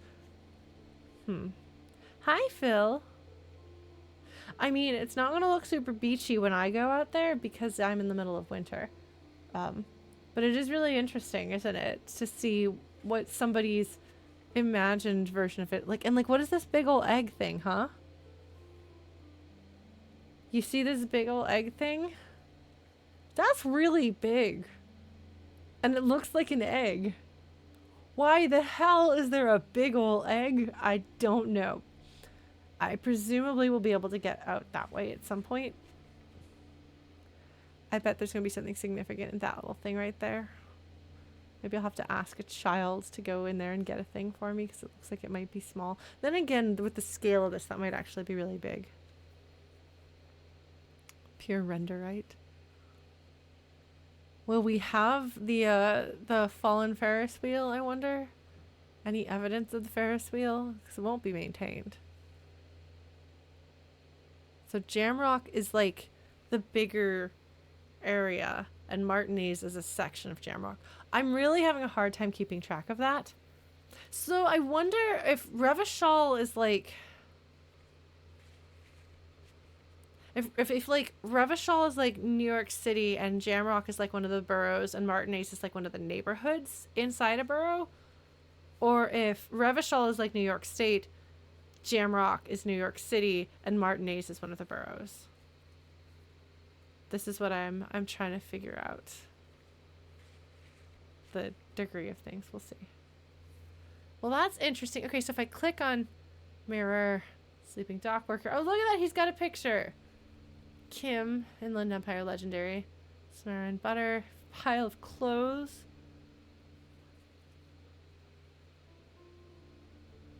Man from Heimdall. I don't know what it's supposed to do here with Gaston. Right, but it's less about what Revachol is and more about understanding what Martinez is, if that makes sense. Revachol is part of... Like, is it part of something bigger, or is it its own thing? Because I'm inclined to say that this is like New York City borough neighborhood. Because like Toronto doesn't have as clearly delineated sections as New York, and so that's why I'm kind of trying to wrap my head around how exactly this works.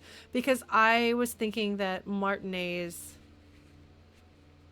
and Jamrock were different things, or I was thinking Martinez was a bigger section or whatever, and it turns out that actually Martinez is part of Jamrock.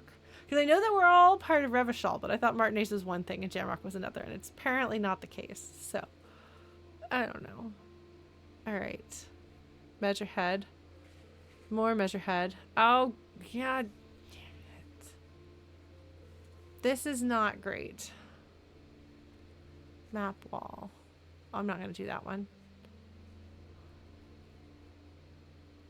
Eventually I'll get that.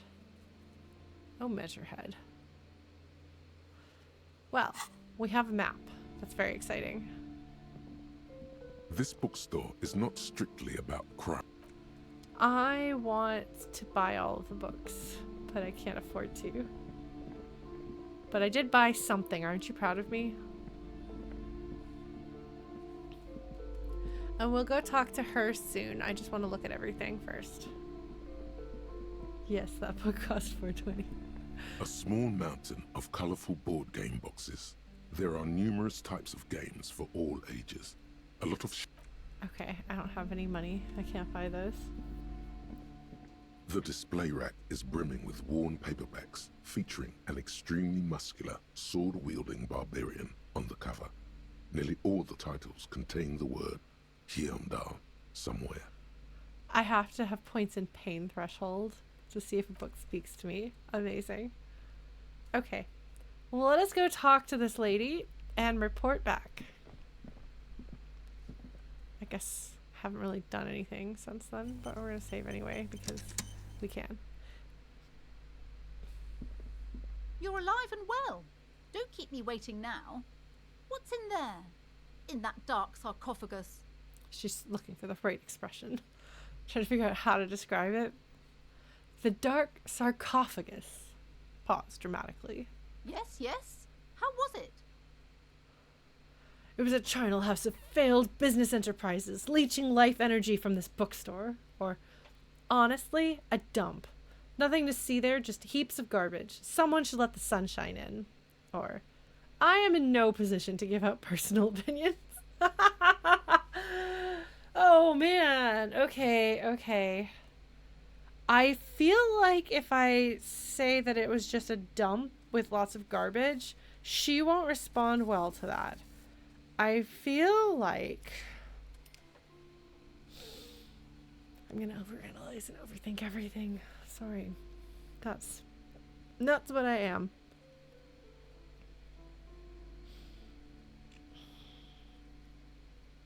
I feel like the only thing that she'll respond to is this failed business enterprises leeching life energy. I don't know. I don't like any of these options. I want a different option. Let me write another option. Ocelot, I promise I'll use big words to make rhetoric happy. And I can make it outlandish so Inland Empire approves. Alright, I have to pick one of these. Because one, I assume you can say, I vanquished it. And now it's going to be alright.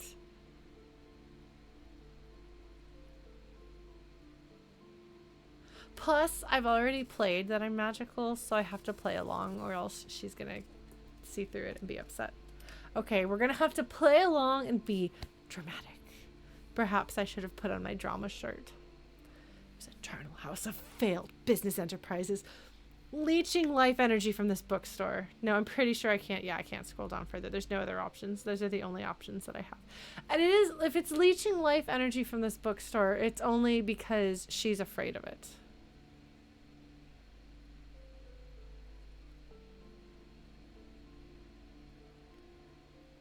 Well, we don't know that she's paying for what they're using up there. Okay, well, I'm going to pick this option. It's a little bit dramatic, but it's in keeping with what we've said so far. And hopefully they'll give me the option to say I got to the bottom of the mystery. Okay, well, we're going to pick this. See what happens. I knew it. Oh, such horrors that have been thrust upon us.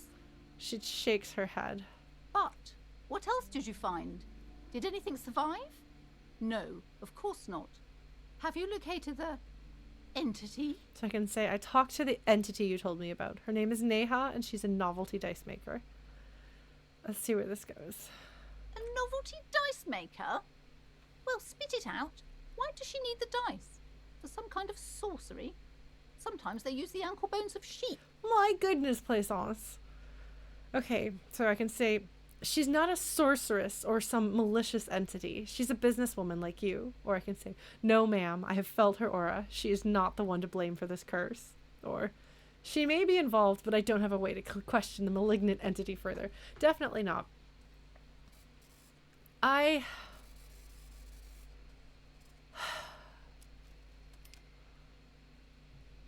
The thing is, it would be nice if I could bring Plaisance down to earth, you know? It would be nice if I could say, Neha is just a person, and it's just a bunch of people who made a bunch of bad business decisions, and you're overreacting. But I don't think that Plaisance will hear that, and I think she'll shut down. I think sometimes you have to if you want to get a reaction, you have to put things into words that people will understand and meet them where they are. And that can mean, in this case, because the thing is, Plaisance is a desperate and lonely person who has felt so powerless in her life. Ever since she was a child, she's felt powerless.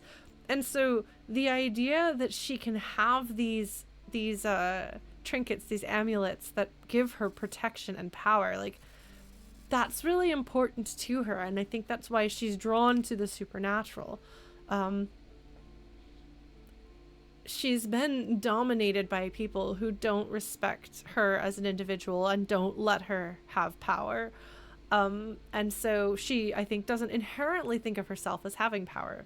So if I start tearing down her faith in this magical protection, at this point, I think we run the risk of shutting her down, because in a way it's like we're attacking her personally, but also like kind of threatening at something that's really vulnerable. That's one of her defense mechanisms. So I would say, like, if we want to kind of wean her off of needing those, that would be a long-term project. And I don't know that Ocelot is necessarily the man for the job.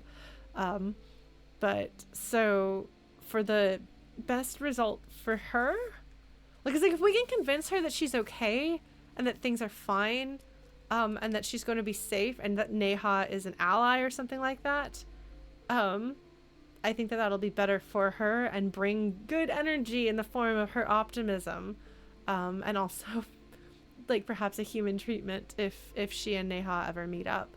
I don't know. Also,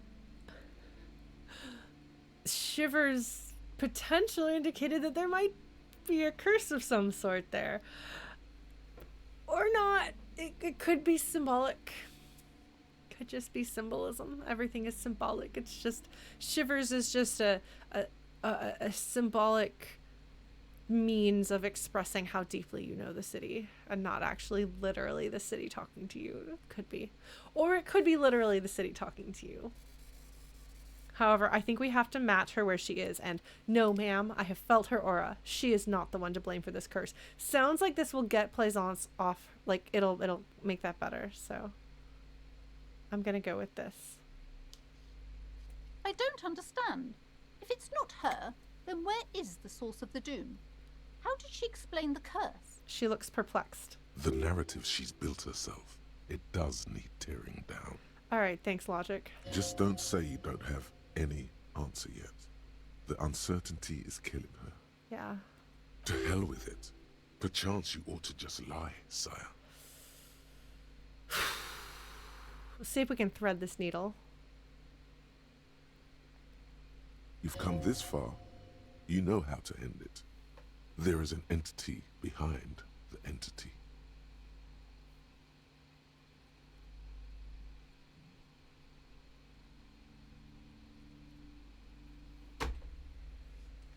There's a right answer here, but I'm going to read them all for you. All right. 1. She says there is no curse because there are too many inconsistencies. 2. She said it's just capitalism. Bankruptcy is a quirk of our economic system.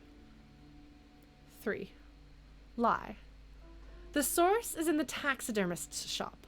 He became involved in arts darker than taxidermy and brought the void spirits down upon this place. 4. Honestly, I don't have an answer yet. There are still leads to be followed, like that strange radio computer thing. Or 5. There is another entity, more malignant, pulling the strings in Martinez. Perhaps in my travels I will cross paths with it. That is not untrue.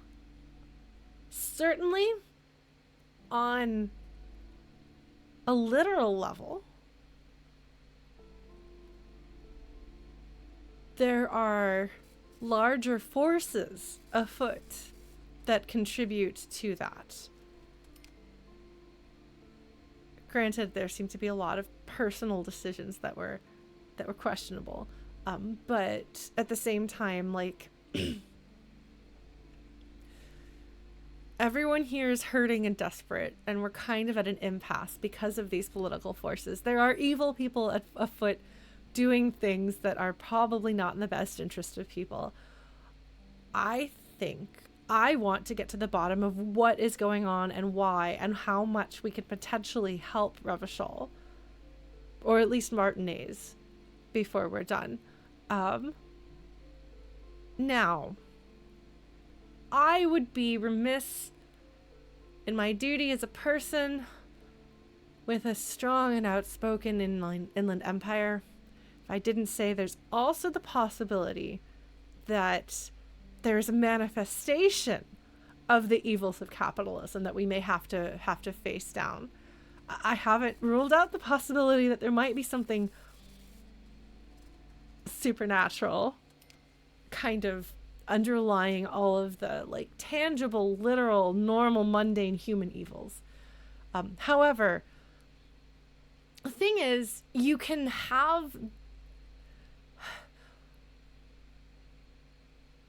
people attribute mundane evils to greater evils all the time. It's part of their worldview. It's why you have so many people blaming the devil for things a lot, or saying that they see God's hand in good things that happen.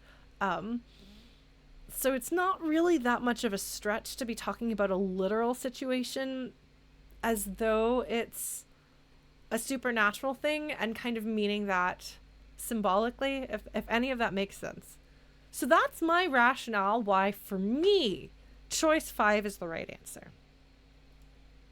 Because even if it just means the reason why these businesses keep failing is because Martinez is fucked up and desperate and the economy is completely devastated.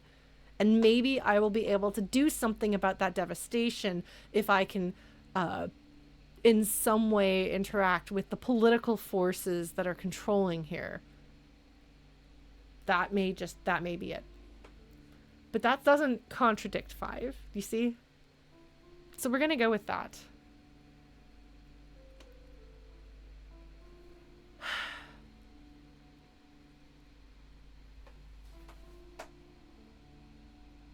Then again, sorry. Then again, logic. I think it was logic that was saying she really does need to have this.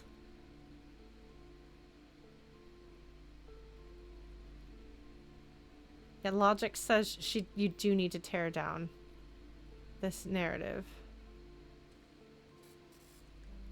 And it's true. It would be nice if I could walk her back from this.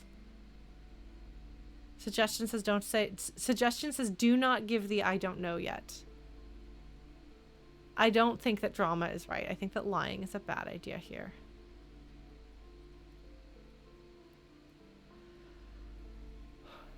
Like, there's an entity behind the entity. Like, I'm inclined to agree with Inland Empire there, yeah. The ghost of capitalism is a specter that exists, whether it is supernatural or not. Yes, Zulily, that is correct. That's kind of what I'm getting at here. And yeah, she will be open to this, because I'm less concerned at this point about trying to dissuade her from believing in the supernatural and believing in curses and believing in her protective amulets. Like, I'm not trying to take that away from her, but I'm trying to get her to calm down about her immediate situation, because I don't think it's doing her or her daughter any good. And so I'm gonna go with this 5 and mean it on one and possibly multiple levels. Capitalism! The specter of capitalism is the other malignant entity. We're gonna go with that. I like it. At the very least, it's interesting. And whether it's the right answer or not, I feel like this is the only answer that I can choose. Otherwise, I would be second guessing this and trying to pick the answer that I think the game wants me to pick. And I'm gonna go with this one, because this for all the reasons I have just elaborated on. A third order presence. Yes. She lets go of the pendant. Okay, so she's gonna calm down. A great dark relief washes over her. I've heard of these triactors. In certain occult literature, that's too dark to dwell on for too long, and definitely not in the presence of my daughter. She gestures for you to be silent. See, like, this is the sort of thing that you can't...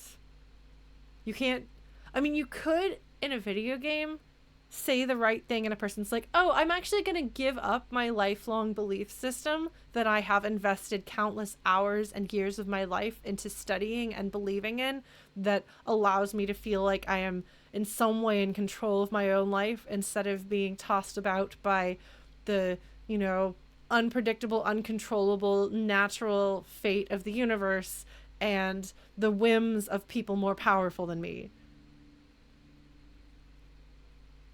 Like, you can't just snap your fingers and have someone change their mind like that. Which is a thing that you do a lot of times, like in video games. It's like you'll have like a side quest with this NPC, and then you have like, 2 lines of dialogue, and if you pick the right ones, then like suddenly they have this big lifelong change. And if this were a different game, I might think that I could do that. But I'm you can't just do that. You need to spend a skill point, maybe.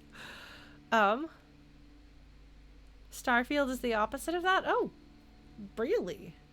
Interesting. That's literally the most interesting thing I've ever heard about Starfield.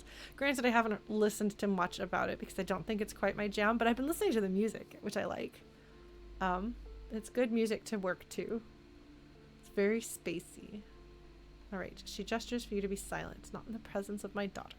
I understand everything, sir. Thank you for your descending into the maelstrom.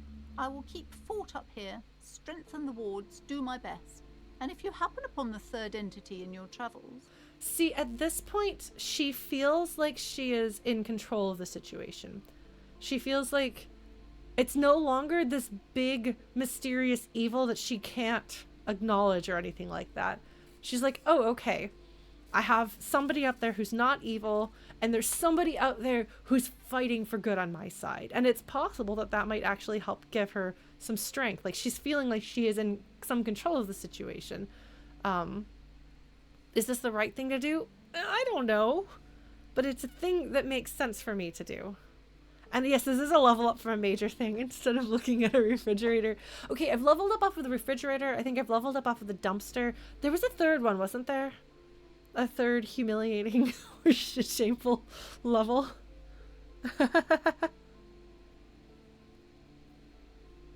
Oh, Gibraltar. Okay. Where you can change people's minds. Okay, yeah, that's what I would expect from a game like that. Did I get an experience? Did I get one from Evrart? I don't know. Oh my god. I just have to share this with you. My roommate knows that I've been playing through this game. So she found a thing. I'm trying to remember what it was. It was a comic of some sort that had like, it was like the bestiary of Disco Elysium. And it had like colored over some other things and like put together clip art and stuff. So it had like the same kid's face that had been colored over twice. So it had Kuno and Kuno S. But then there was also a folding chair. And I was like, oh, I already died to the folding chair. That's one of the hardest enemies in the game. And my roommate just looked at me. She was like, maybe I need to play this game.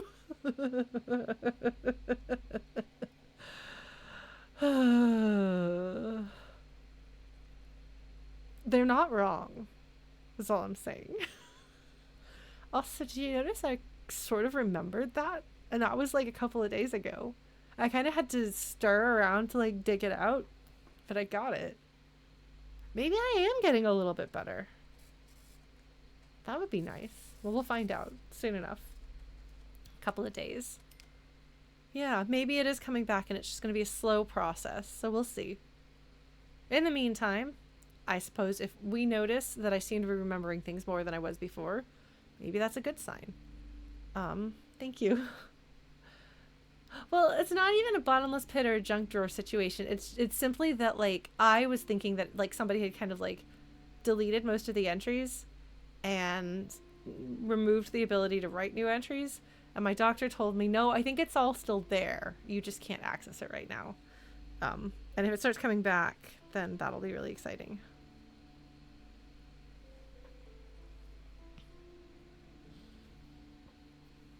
Like, maybe it's been write only instead of read and write.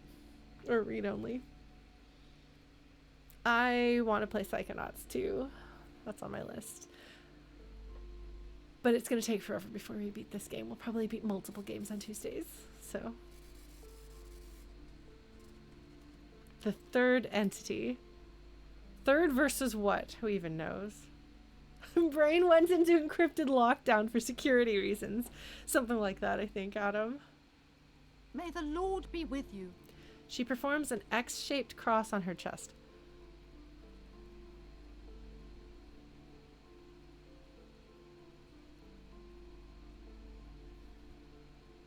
So I assume that must be the dominant religion that has a church or something like that. But it's not Christianity. But it's similar. Really curious about that. It's like, It's like a Night in the Woods has similar but not quite the same.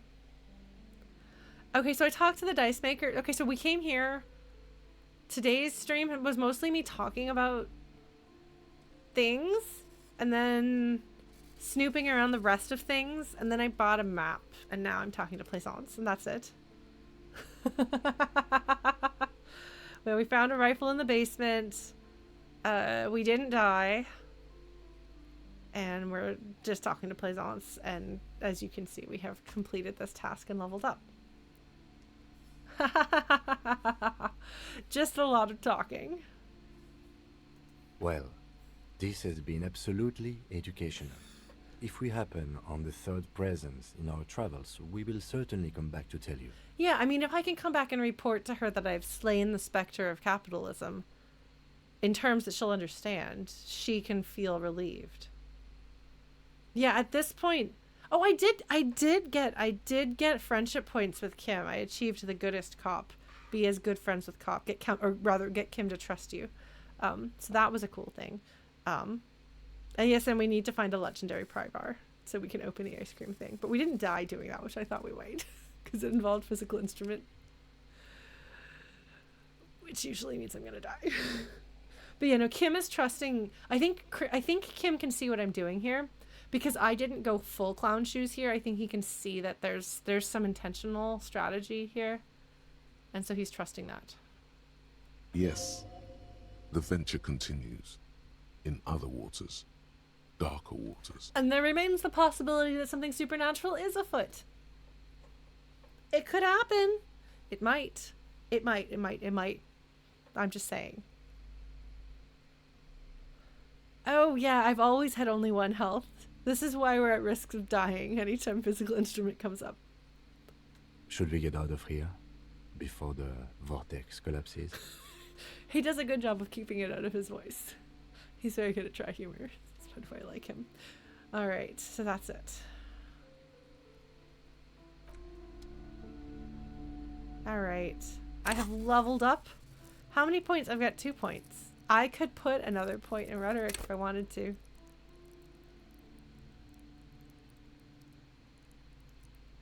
There's no reason to, but I want to. Because I can't put any more points in shivers.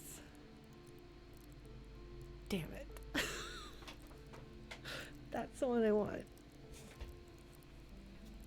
Well, okay, but like looking at this, okay.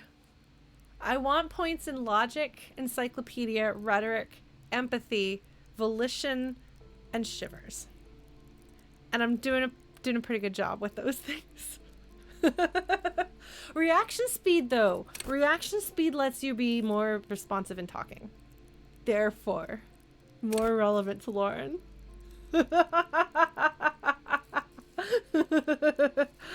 No, I think I'm gonna hold off on hints for things right now. We'll see what happens. If I can befriend the city, maybe that'll make a difference. But thank you.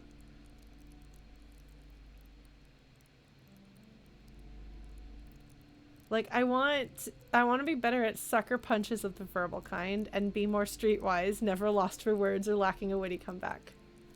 Also, your mental alacrity lets you connect little details on the fly, working in tandem with your intellect skills.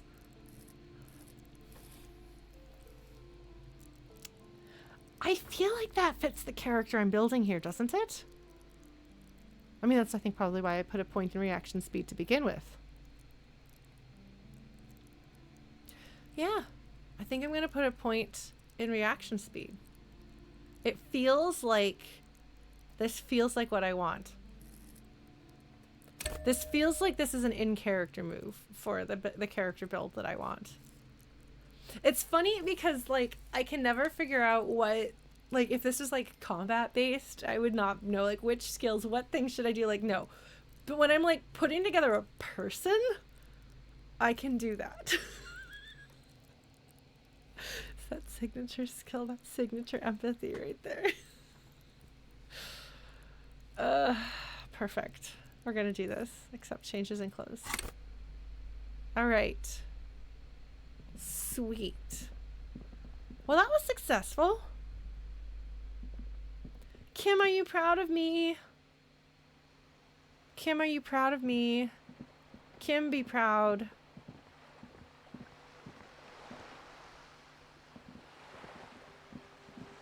I am saving the other point just in case. I feel like it's a good idea. I feel like it's a good idea to keep one in your pocket just in case of emergencies. You know? I did just get the Kim Be Proud achievement. No, that's true.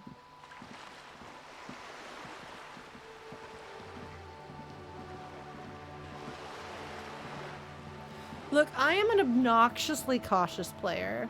That's just how it is. A good grade in Kim is possible to achieve, I suppose so.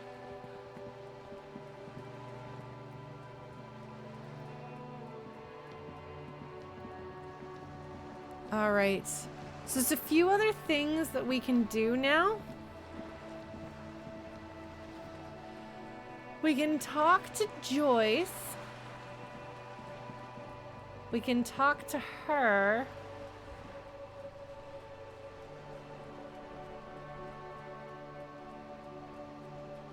It's almost 7:30 in game. Yeah, my brain wants to talk to Joyce.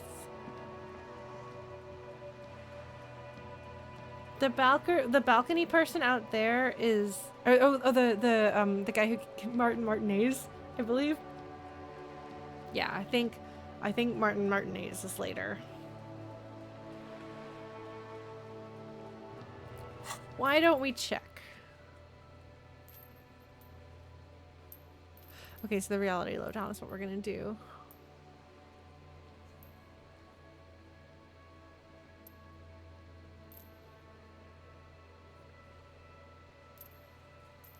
Where is that? Which one is that? The smoker on the balcony, there it is. Sometime after 2100. It is currently 19 something, so we're good. We're fine. Done. Look at all of these things I've done. Good job.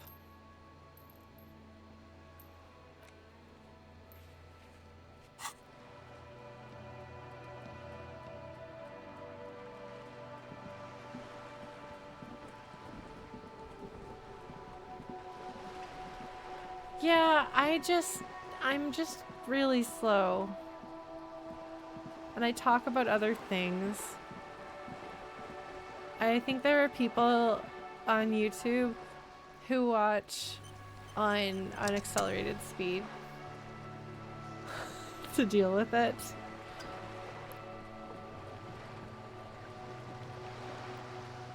But you folks who are here live, you are the real deal because you don't get to skip ahead or speed up or click on timestamps. Neha, and also she was just really like a different like emotional experience as well, which was really nice. All right, talking to Joyce is going to be interesting after talking to Evrart because talking to him was so incredibly unpleasant, and she's not. Excellent. Well, Violet, you get okay. I mean, honestly, like I this is not actually meant to in any way criticize or complain. I think that that's a smart idea because I know, like, I mean, hell, I have ADHD and I have a fidget cube for a reason, so it's like, it's fine. I get it.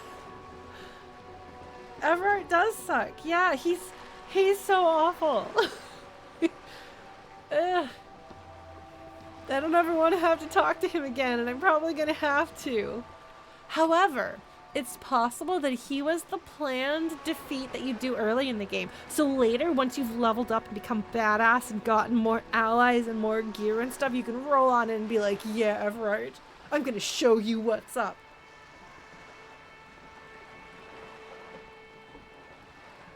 Which, you know, sometimes RPGs do that. Alright, let us talk to Joyce. We're gonna ask her about reality. I feel like I'm getting a decent handle on reality in this game. Let's see what's up. I do have cop dice, that's true. I can just throw my cop dice at his head and he just goes, ugh! Cup dice. No, my weakness. No, that's not going to happen. You're back. Good. What can I help you with? Oh, there's so much stuff I can ask her about. I've got some more questions about reality. That's what my brain wants to talk to her about. I am curious because I've spoken to the lorryman at the roundabout, but I'm kind of scared of entering that conversation at this point. And I'm kind of scared. I mean, Evrart told me to tell her that I talked to him. His police and dice only have an eye rhyme, which is to say that they look... like, you can see a rhyme, even though if you actually hear them, you don't hear the rhyme. Isn't that neat? Alright, let's ask questions about reality. More lessons in basic reality? My favorite part of the day. Go ahead, ask me anything. She's positively surprised. Yeah, it is so interesting because she's just like, oh, this is delightful. The, like, crazy brain-fried alcoholic cop is here to ask me about, like, gravity and the sun and what it is to be alive. I can answer this insane stuff all the time. Police dice. Police dice. These are good. These are good ones, folks. Well done. Okay.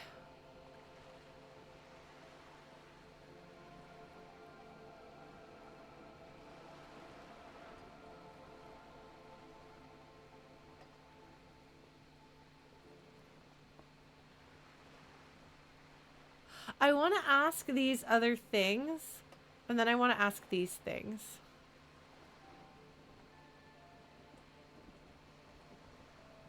Actually, no, maybe I just want to ask this one. Cop, drop, and roll, nice. Yeah, this is definitely going to happen. I mean, it might not happen, but...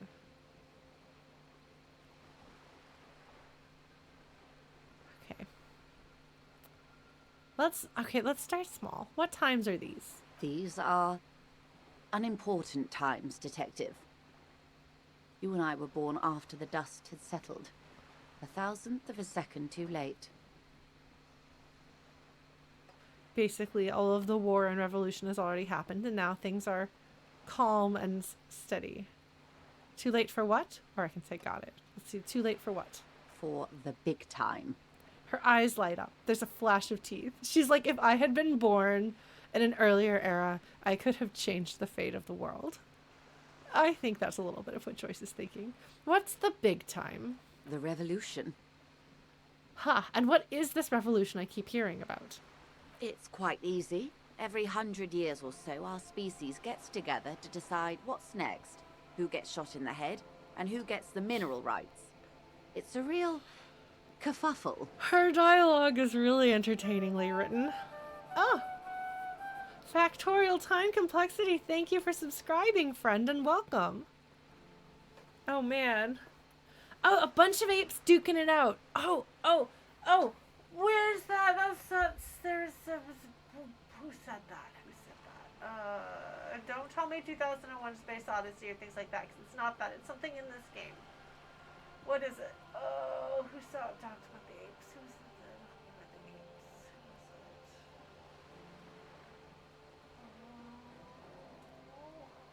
Who was I talking to?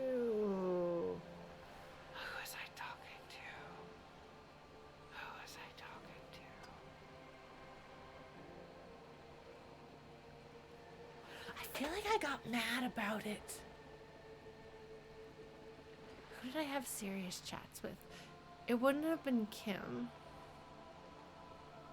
I think I got mad about it, and I would have been mad at Kim.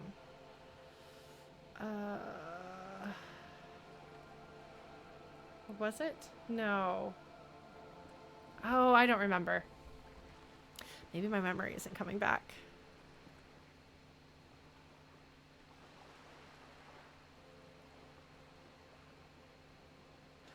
Somebody talked about it, and I was in disagreement. It wasn't Evrart. He's a serious conversation I've had. Was it part of my brain? It's probably part of my brain. That's the sort of cynical thing. That's the sort of cynical thing my brain would have said. I'm pretty sure it was part of my brain. Was it when I almost died? Maybe it was when I almost died. Okay. Would you say it was a bunch of apes duking it out? I hope I can ask all of these questions. This is one that I can only get because I've gotten that, so we're going to do that. Why, of course. We're talking Duke Out Central. Full swing intraspecies warfare.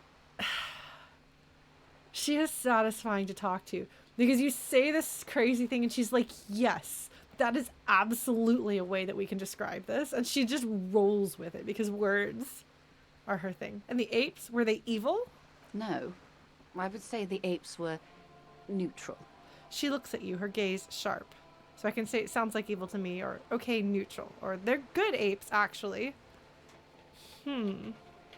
This is a challenge. Damn it.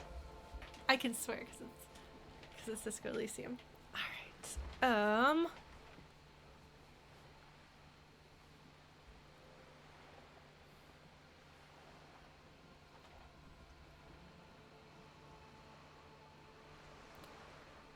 We're talking about humanity, and she's basic. Okay. Sorry, I'm gonna overanalyze everything. Are we cool with that?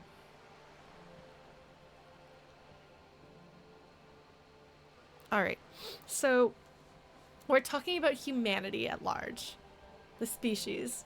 Are they evil? And she's basically like, I'm not making a value judgment about the fact that they were at war. Humans are just doing what humans do.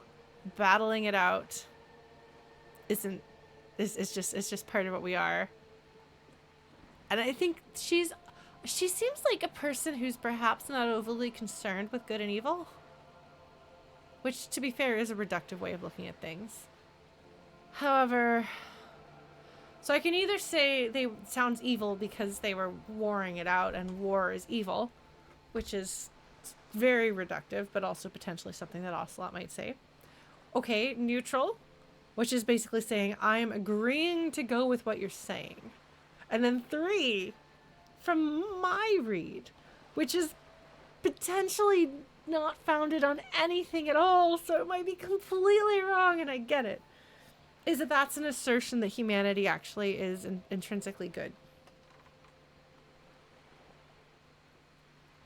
Because I feel like we're having a conversation about humanity at large here.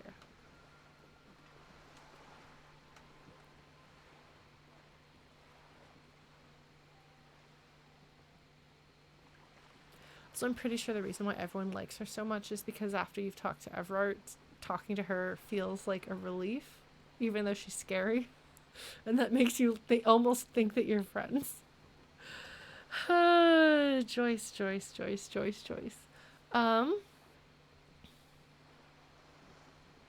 She's challenging me. I'm going to say they're good apes, actually. I'm going to say that there's good in humanity. I don't know that... Can I justify that for Ocelot?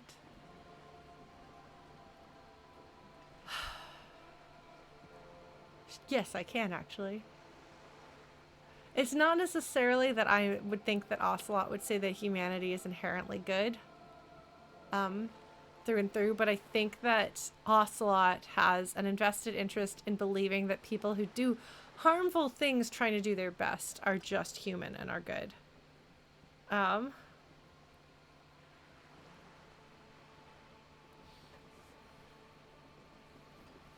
Basically watching out for himself. Yeah, don't worry, you haven't missed much, Blue Glass.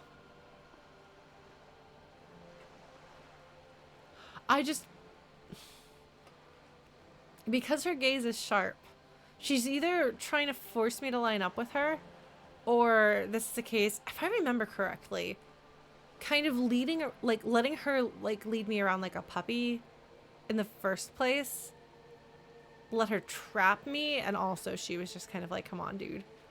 So I think if I push back a little more, if I can actually back it up, because that's the thing, is if I can actually back it up, then I think that I'll do better. So let's see, they're good apes, actually. I don't know about that. She turns north to the bombed-out buildings lining the waterfront, then shivers slightly. No, the tiny apes are doing all they can to be better. It's not their fault. It takes time for the apes to change and work. Perhaps what happened here was part of that time and part of that work. So, you can tell in the way that the voice actor delivers the lines that these are meant to be... This is not delivered earnestly. These lines are not written earnestly. This is not actually 100% based in, yes, humans are trying and it's going to take a while, and I genuinely believe this. This feels like it is self, like a little bit self-mocking, in the same way that my centrist choice, my what's the word that they gave it?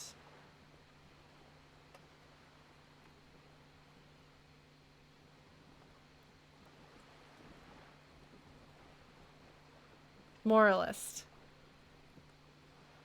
Like, to me, the way that the voice actor delivered this feels very similarly to the way that the voice says things from the moralist perspective. And this is what I personally believe. Like, I personally think that people are generally trying to do their best, and sometimes people do awful things, but we need to continue to try to do better.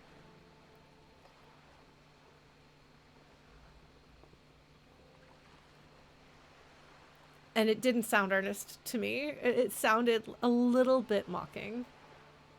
So, I mean, maybe empathy meant it, and rhetoric. Okay, so the thing is, it sounds like it's self-soothing, is what it sounds like.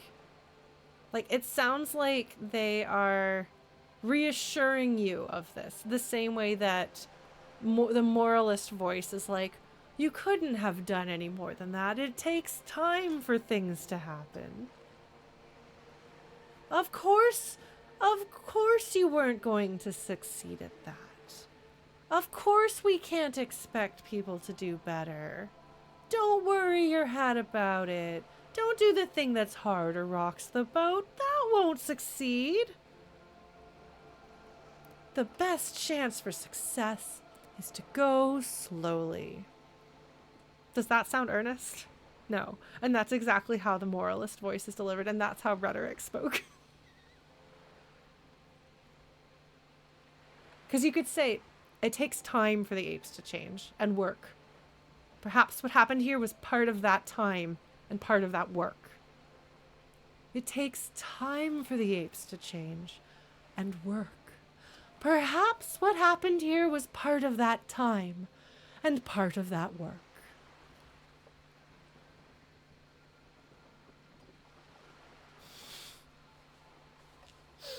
It's different. They're just trying. Yes, they are just trying. That's my take on it anyway. Like, it feels like rhetoric was given the line direction that is exactly the same as the line direction that he was given when he reads the lines for the moralists. Anyway. And I find that a little bit sad. Especially because, like, it wasn't like the revolution was without cause or without purpose, you know? So. Alright. Let's keep going. I'm glad that I asked this question after I had that thought, whether that was overnight or... I don't remember when that was, but I'm pretty sure that was my brain in the dark, as opposed to one of these guys. Alright, well, let's keep going. Who got shot in the head? Those would be the communists. Generally speaking, 40 million people got shot in the head during the World Revolution. But the communists, they all got shot in the head. Wait. I thought it was Revachol's revolution. I thought it was solely Revachol. This is the first time anyone has ever called it the World Revolution that I can remember. It's been very firmly lodged in my brain that the revolution was happening here, that the people here were revolting against the monarchists here, and then the outside world came and shot them down and took charge. I'm pretty sure this is the first indication that I've had, which would make a lot of sense actually, because oh shit. All right, so judging by what I'm gathering from the chronology here, there was a world revolution. Presumably the world revolution tore down all of the communists. Except here on Revachol, they tried again. Because the revolution on Revachol, which sounds and feels as a word when you speak the name somewhat like saying the word revolution. I wonder if that is coincidental. But the revolution on Revachol happened within people's lifespans. I believe Renee was involved in that. And while he's an old man, he's only so old. But Joyce is talking like the world revolution occurred 100-ish years ago, which would be longer ago than that. And they said something, someone said something basically about the world at large not liking what was going on Revachol and coming here and putting a stop to it. And so I had thought that it was kind of like they were going to do an experiment of communism, basically. And the world was like, well, no, we're not going to let that go. But it was kind of isolated. But the way it's sounding here, based on these pieces that I've got, that I might be putting together wrong, because it's been pointed out many times, my memory is imperfect. It's a nice, polite way to say that. It does sound like there was a world revolution that occurred first. And presumably, it was the communists versus the capitalists, for lack of a better way to put that. The communists lost and were eradicated. And then Revachol started trying to do that on its own. This small country that nobody really cared about. And we cannot allow that to happen again. We can't allow communism to rise again. So we have to go in there guns blazing and bomb the hell out of them to make an example so that people around the world know they can't dare to rise up no matter where they are and try to build a communist country or communist way of life, because the world order will come and smash them to smithereens the way they did Revachol, made an example of us and kept us poor. That's kind of the vibe I'm getting. Could be completely wrong. Could be completely wrong. Let's find out, shall we? Because the communists all got shot in the head. That sounds like they were the losers. 40 million people. How many people died in World War II? Does anybody have that number handy? Also, if you want to talk with each other about this and you don't already know about that, we have a Discord server and there's a channel there, the Stream Spoilers channel, where folks go and have a peanut gallery while I talk about things. And you may, if you want to yell at other people about the shit that I just said, which may be completely crazy, and you're like, where the fuck did she get that from? Sorry, I'm going overboard the fact that I can swear on stream. Or, oh my god, she got a thing right. Or, dude, somebody already explained that to her and she forgot it and now she thinks she made it up. I don't know what the case may be, but either way, you can talk to me. Okay, so 50 to 56 or 80 million. Okay. All right. Either way, this world revolution that she's discussing here is in the same ballpark as a world war. With 40 million, we can say. They're like in the same vicinity. Which indicates that this world revolution was in fact a world war of some sort. And so it does sound like it's a revolution globally an uprising or something like that. I mean, if it was all at once, if this isn't her summarizing a series of events over a period of time, I don't know, we'll see. But it does sound like the communists lost, and when she says they all got shot in the head, that indicates they got rounded up and summarily executed afterwards. She's not gloating. It's a relieved celebration.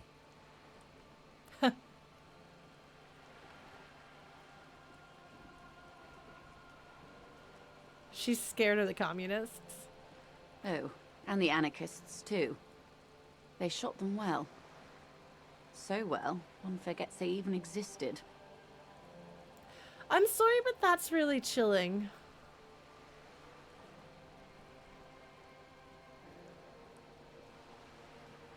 She would tell you she's not gloating.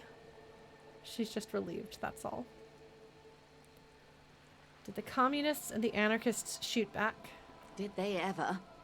Before they got shot themselves, they shot 2 million people. Truly a kerfuffle. Okay, so kerfuffle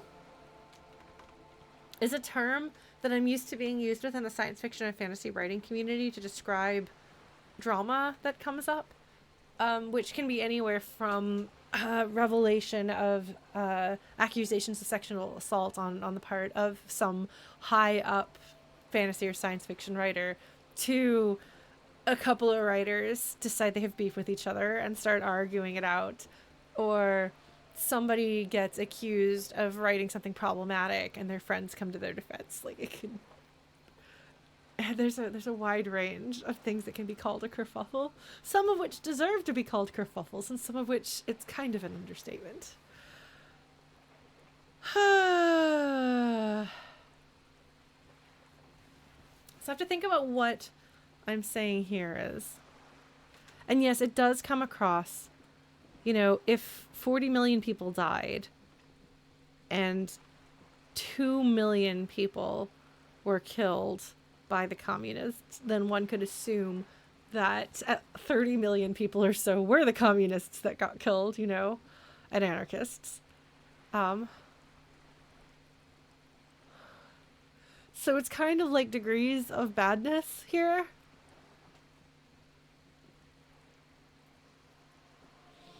I don't know if I'm comfortable with any of my responses. Because truly a kerfuffle feels like an understatement making fun of the phrasing, although I don't know that that's necessarily what she'll get from it, and I don't know that that's necessarily what Ocelot would mean by that, or that's a tragedy. For me, I would say that the entire thing is a tragedy, you know? That many people dying is a tragedy. The fact that the communists shot 2 million people is a tragedy, but the fact that 40 million people died overall is a tragedy. And with 3, I think that the they is the communists, because if you go with what Joyce is saying when she says they, before they got shot themselves, they shot 2 million people, and that's all referring to the communists and anarchists. So, you know, one, to me, I would say that with great sarcasm. Oh, right, a kerfuffle. You know, thousands of people, or, you know, millions of people died. A kerfuffle, that's all. But I would worry that that would seem like I was making light of this. What am I trying to get out of this, and what is Joyce trying to get out of this? I should probably consider that. I mean, Joyce is mostly just having fun at this point, because she's like, this is not even a battle. We're sparring. We're play sparring. We're like, I'm going all out, and she's just blocking. She's like not even trying to attack. And yeah, the lack of tone indicators is hard for me. Do other people have the same struggle with trying to figure out what is intended by this with the lack of tone indicators? Like it keeps coming up where I'm like, it could be this or it could be that. Okay.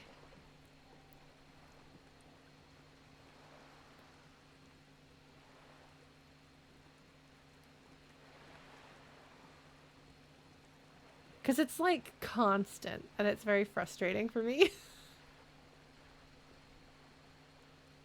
Okay.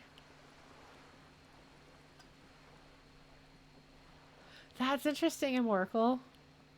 I can't even imagine that because I feel like so often it's not what I think necessarily. Like, one, I would want to mean it sarcastically. And she does kind of. Like, she is definitely being a bit sarcastic, but I don't know what it means to take it what you say in good faith. What does that mean?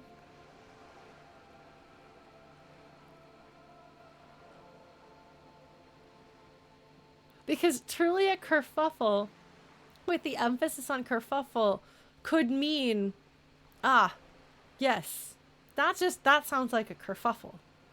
Or it could mean, right, a kerfuffle. Yes, we are both understating this. I see we are together on this. Or it could be a kerfuffle. Yes, you're calling this a kerfuffle. Uh-huh. Right. You're understating it. That's horrifying. And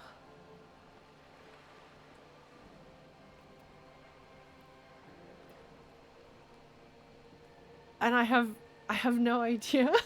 And I don't know if something is wrong with me.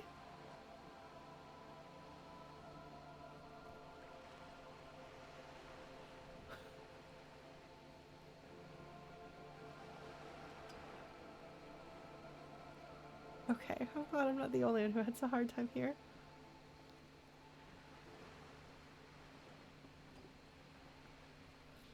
Because, like, I want to say, like, that's a tragedy. The whole thing's a tragedy. I don't know exactly what that means.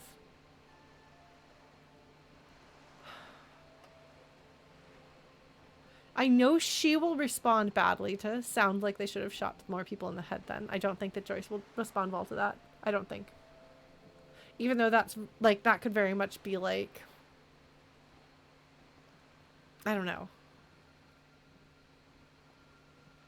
But is it kerfuffle making fun of her? Kerfuffle in agreement with her?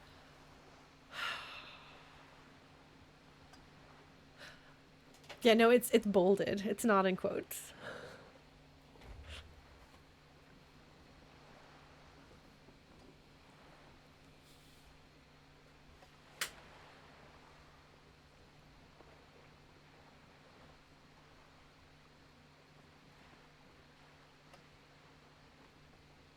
I don't know.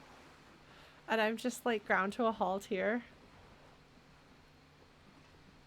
Because I don't want that's a tragedy to make it sound like I think that they're more of a tragedy than what happens to them. Like, the whole thing is a tragedy.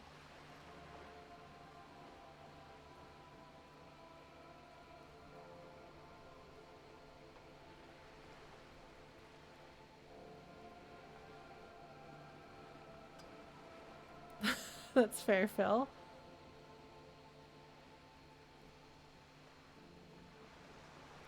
Like, I would love to get her to... I would love to point out the uncomfortable thing that that's more of them being killed than dying.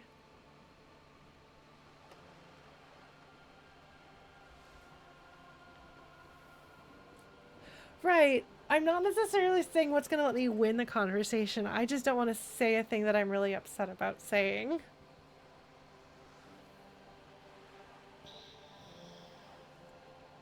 Well, that's fine. There may be backup things to say, too.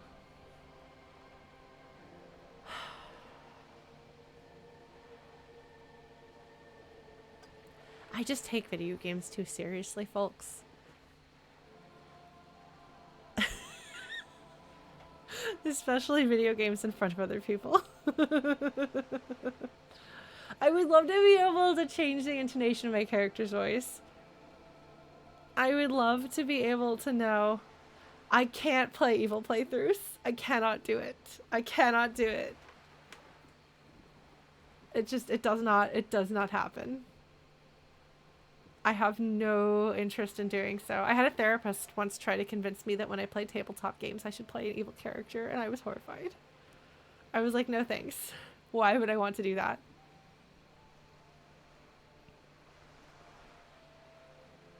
And she was like, because it's good to like let go and explore that. Probably as an effort to get me to release my attempts to say and do the right thing at all times and relieve myself of some of my perfectionism and allow myself to experience doing things and realizing that that doesn't actually affect who I am.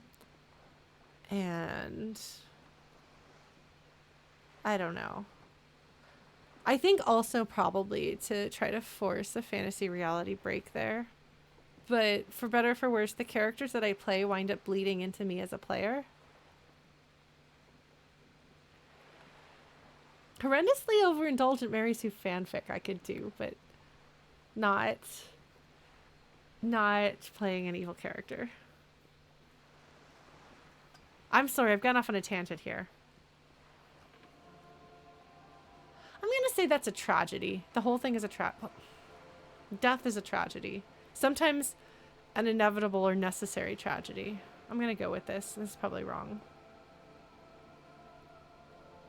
It's fine. I'm not comfortable. Well.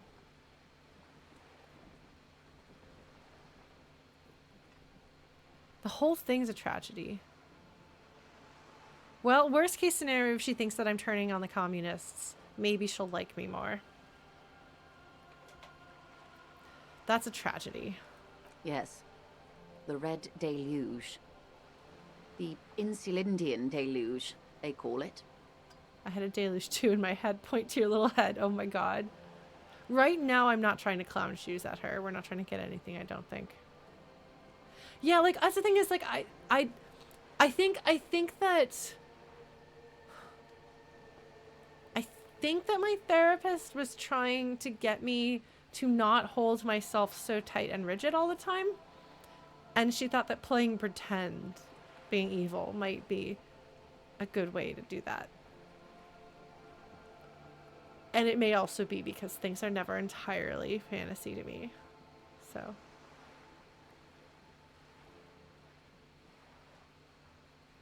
Property damage. Yes. Yeah, but I would be upset if the property damage was like killing innocent people. I did hit people with a hammer in Thousand Year Door, but they were fine. They were okay. And I felt bad about it. All right. I can either point to my little head or anyone else get shot in the head on the opposing side. Oh, lots of people. Even the king got shot in the head, or thrown beneath a horse, or drowned. Accounts differ. It was unceremonious. Just as well, he wasn't actually the king. Just the king's nephew. Oh, we read about this guy. And we heard about this guy. Renee knew this guy. Okay, so this was the same time then. If this is the guy that... If this is the thing that Renee was talking about. I have a hard time reading books or watching movies where I'm expected to sympathize with a person who I don't want to sympathize with. Like, when I was younger, I was reading the Ender's Game books. No, not Ender's Game. One of the other Orson Scott Card series. And yes, Orson Scott Card is deeply problematic. But at the time, I did not know that. I was much younger. No, it was the Tales of Alvin Maker. And I was doing fine and enjoying them despite the rampant misogyny. In my defense, I was like 13 and didn't know a lot of things. But then I got to one book in this series that like has a very early, I think it might be like the first or second chapters from the point of view of like Alvin's evil brother who like is evil and tortures people and things. And I stopped reading the series. I was like 5 books in or something like that, really deeply invested. I put the series down and never picked it back up because I couldn't get through that one chapter. And basically, if there's a character like that, there's a likelihood that I may just not get through it because I don't like that. So, man, I don't think Pathologic is a good fit for me. I did read about it, though. I read about it. I found it fascinating and also not something I think I would ever be comfortable touching. Oh, man. Oh, man. It feels like something masochistic to play that game. A little bit. I might even have watched that video essay. Who can say? I know that I either read it or watched it or both or something like that. So I don't usually watch video essays. So I I can understand you assuming I hadn't, but I think I might have. Because I went looking for, I wanted to know about Pathologic without playing it. Alright, anyway. This, I'm pretty sure, is the king figure that Renee was connected to, even though my memory is bad. So. The real king abdicated and lived out a long and productive life as a venture capitalist in Grad. A venture capitalist! Oh. Oh. Oh, dear. From one kind of dragon to another kind of dragon. I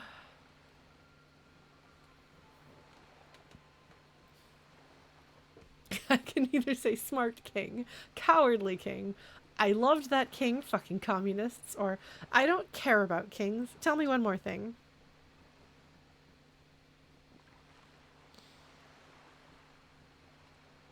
Cowardly king. You're calling him a productive life as a venture capitalist. Productive. Very productive. For some definitions of productive.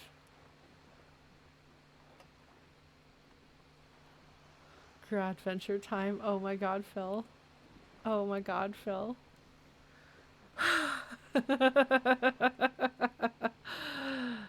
Cowardly king. I guess. I don't know. I mean, it was a smart decision to abdicate when you sense that happening. Like, it was a smart decision. No, that is true. I just don't like kings. You know, I'm gonna take it. I don't care about kings. Fuck kings. I'm going to say fuck kings. I don't care about kings. I don't usually take this. I usually take the answers that actually have personality. No, you do not have to hand it to venture monarchists. That's true. Where did he get the money to start being a venture capitalist? Gosh, I wonder. Because, like, cowardly king, I would like to just say fuck kings, but that's not an option. It's not his cowardice, his refusal to face the consequence. It's his actions altogether that are the problems. Whatever, let's be anti-king. Cowardly king. I prefer the term risk-averse. King Guillaume was nobody's fool. He could smell a PR disaster brewing. So he got out alive, and his nephew Fricelle got shot in his place. Of course, risk-averse. Thanks, Joyce. I actually think she feels a little uncomfortable with that. Just a little. Him and tens of thousands of his wonderfully fascist kingsmen. It was a wild time. And she's not a fan of the kings exactly either, but the way that she treats this like a PR disaster, then you're just like pretty sure that he was pretty awful and didn't want to deal with consequences. It's euphemisms. But no, she doesn't think fascists are wonderful. There is that. No, she's just a capitalist, not a specific fascist. Who got the mineral rights? The liberals got the mineral rights. And by mineral rights, I mean everything. She looks up to the sky, then inland at the crumbling city. Okay, and by liberals you mean... Yeah, because I'm curious how we're defining these terms. Liberals are usually middle-class people, Detective. Or the remaining gentry. The beneficiaries of the pre-revolutionary arrangement. Okay. Some were rich enough to stay with the Constitution, with monarchy. Big mistake. Others bet on the revolution. They were called the ultras, or ultra-liberals. They fared well.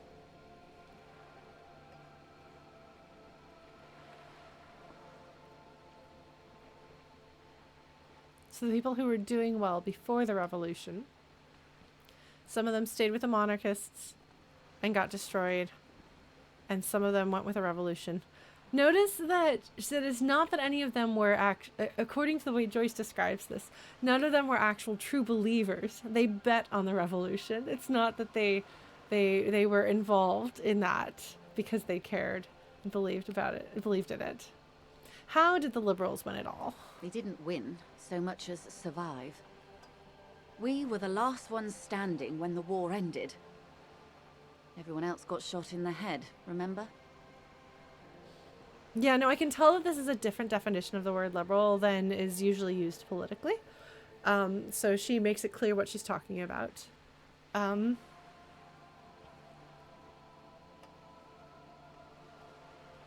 So the like comfortable middle ground of people who pretended to be on the side of the revolutionaries, I guess, if she's correct, wound up winning. They didn't actually side with the revolution, so they didn't get shot during the revolution. They just were polite to the revolution while doing their own thing. And they didn't get shot in the head. Yes. The last one standing when the war ended. Well, somebody has to have shot all the communists afterwards. Who did that? We. She's one of them. Of course. Yeah, no, that is a very specific distinction. Sorry, I didn't bring it up because I thought it was obvious, but Rhetoric has to point it out. That she goes from they to we. If everyone got shot, who was there to surrender to? To foreign intervention. The coalition. Ah. Those people really took the mineral rights. Okay, so when she talks about the world revolution, she's not...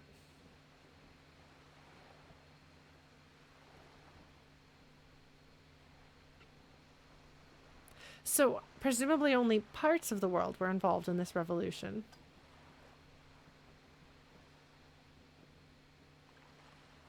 For there to have been foreign intervention. Or is Joyce kind of overlapping and confusing two things here?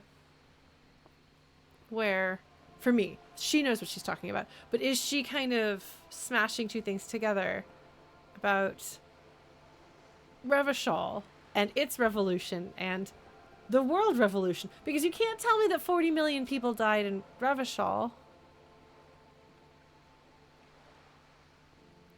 Can you? I mean, I guess you could. I guess you could. I'm just comparing it to the death tolls in the world wars. You know, that would be... Because I was under the impression Revachol wasn't that big. So I'm going to say... So I can either say, wait, you just said the Liberals already took everything, or who are the coalition? So wait, you just said the Liberals already took everything. The Liberals took everything that wasn't nailed to the ground. The coalition took the ground. The ocean, the laws, and the people. She stomps her rubber-booted feet. So the Liberals basically took all of the wealth and everything that was available, all the wealth and belongings. The coalition is like, okay, well, we're going to take charge and own this country. Yeah, okay, we don't know how big Revachol is.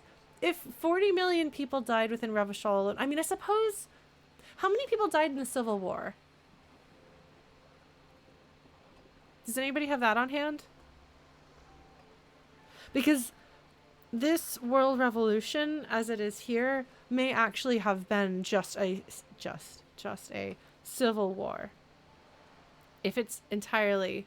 Okay, it's a completely different orders of magnitude here. 620,000 compared to 40 million. But, again, if Revachol is really, really big, just that's a lot of people to die within one country. But if they called it a world revolution and it was strictly a civil war, it's interesting.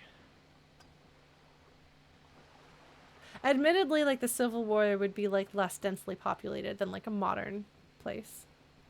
But I'm trying to make sense of this, and I'm not a person who is I'm not a historian.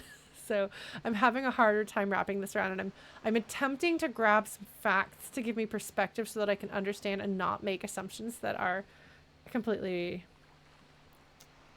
baseless. Okay, so about 10% of what it is today. Okay. Okay, so there was... Okay, so Chinese rebellion had 20 million people die, and that was within one country. Okay, so if we had a sufficiently large and sufficiently populous country, we could have 40 million people die in a civil war within that country.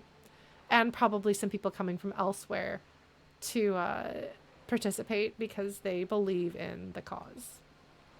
Okay, so that is the world revolution, perhaps. The world revolution, the idea is then, as communists tend to believe that the whole world should throw off the shackles of capitalism together, then I guess what makes it a world revolution is the idea that we will free Revachol, and from here the world, which is why elsewhere had to shut that down as hard as they could to make sure that that didn't happen in their countries, cynically, so that they didn't lose power because they liked the power and authority that they held, or somewhat less cynically, what people might tell themselves, so that 40 million people didn't die within their countries.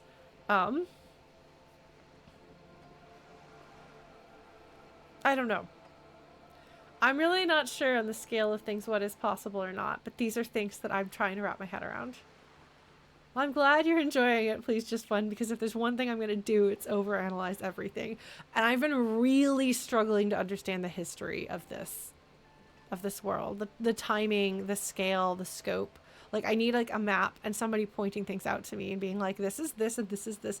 And of course, it's intentionally not set up like that. But I'm really struggling with this, which is why I'm trying so hard to piece it together. So who are the coalition? The coalition of nations.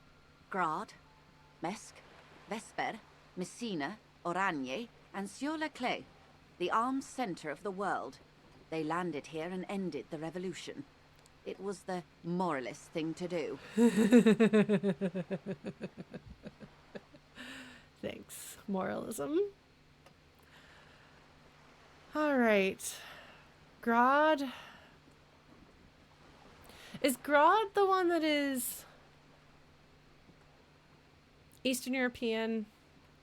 Okay, Mesk, Messina, I've heard of these. Oranje, I don't know that one. This means in the key, doesn't it? In French? I'm trying to figure out. But okay, so there are the powerful nations of the world who were not involved in the revolution and they didn't want it to spread. So they came in. Okay, so Mesk, is that the one that the Pale Driver was from?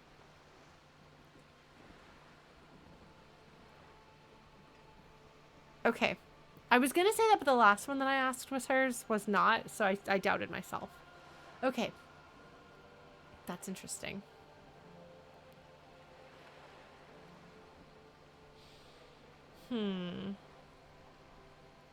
So they came in here thinking they were doing well, telling everyone we're going to prevent this kind of war from spreading. Because it made me, because we're in an archipelago, right? So that might make it more than just a country.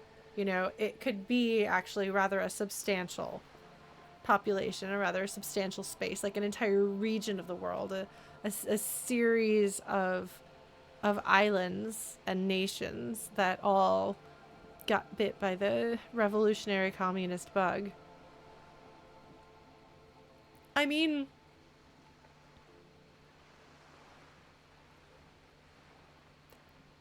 this is really shaky ground for me because, again, I'm not a historian.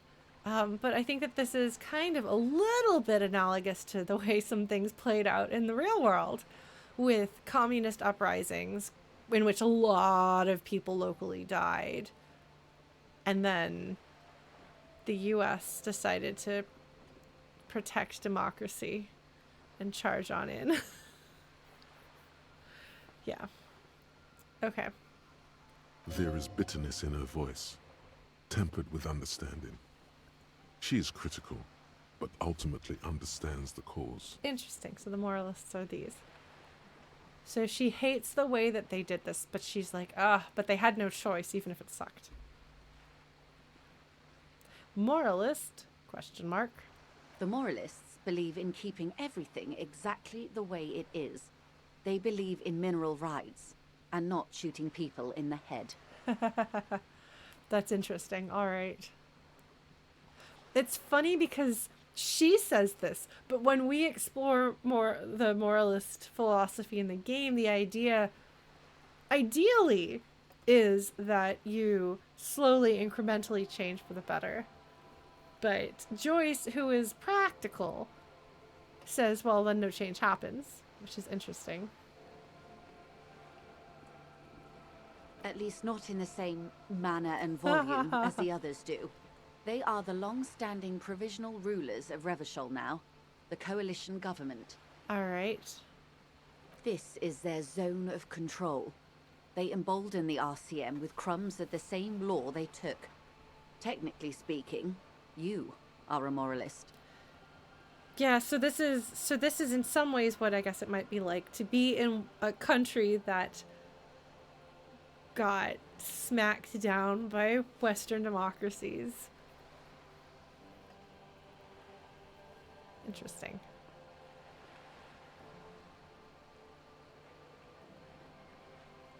The color of moralism is blue. The official motto of Moralintern, or Moralist International, is a blue forget-me-not, a piece of grey sky. Unofficial. For a moment, there was hope. Oh, Jesus. That's beautiful. And painful. The Moralintern is Moralist International. Okay. For a moment, there was hope. Okay. So I can say either, I don't think I am moralist, ma'am, or not just technically, practically. For a moment, there was hope. So I can say the thing as though I am a moralist. Or if always picking the option that doesn't commit to anything, then hell yes, I am, and also not. Ooh, that's hilarious. 3 is funny.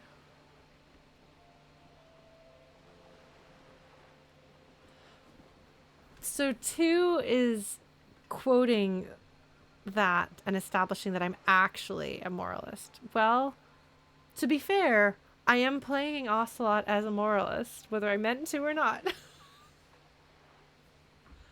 So, giving the moralists a big political power in the universe and being responsible for great harm, rather than it strictly being, what is your political philosophy, is interesting.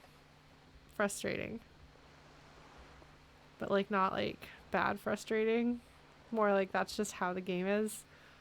3 is really funny.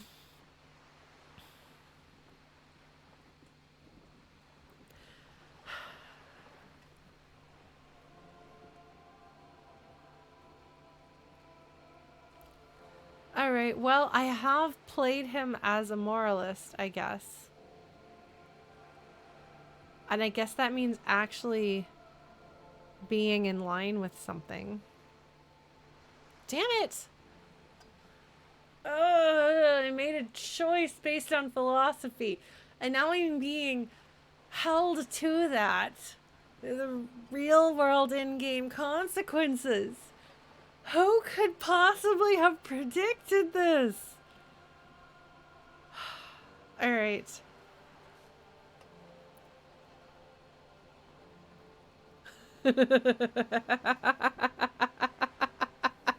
I could play him as wishy-washy. No, that's true. Oh, man. I just have to decide what I can live with. By this definition of moralism, I don't know that I am a moralist. But then what am I? Number 3.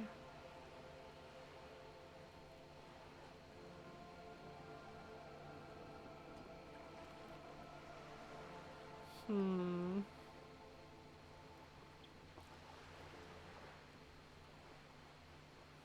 have to think about what I want to do with this.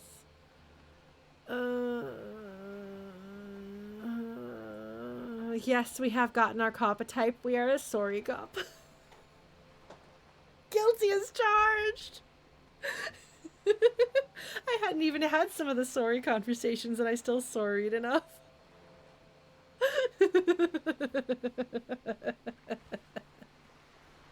Look. I have to make a decision. Yes, I am. We have not internalized that thought.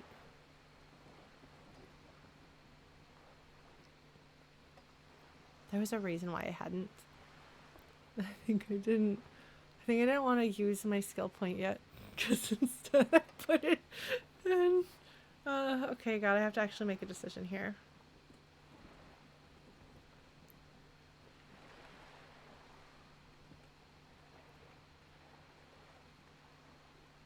Kim talked about his political views.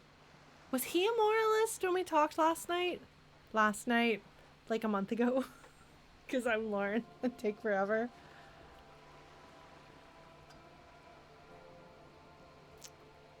Did Kim say he was a moralist? I'm trying to remember what he was. He was when he was younger. Okay.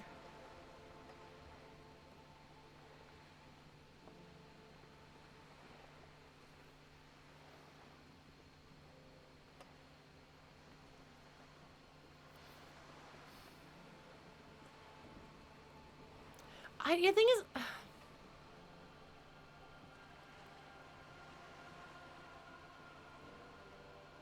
do I want to dig in deeper with this?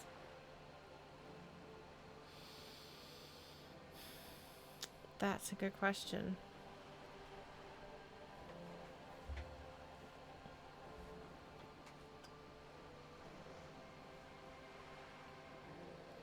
I've also kind of crazy clown shoes at her, and I'm worried that if I unclown shoes too much, it's gonna wind up biting me in the ass later. Let's see.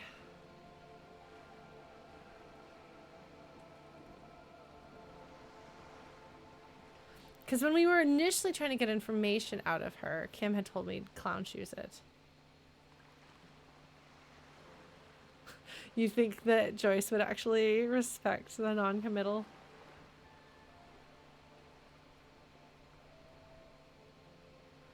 Yeah. Now I have to take everything very seriously. That's just how I roll. Somebody last stream was like, could you like maybe just have a conversation like a normal person and not overanalyze everything? And I was like, no. Sorry, I can't overanalyze everything. It's what I do in real life and it's what I do in video games. I know what I am. Well, actually, I don't know if I know what I am.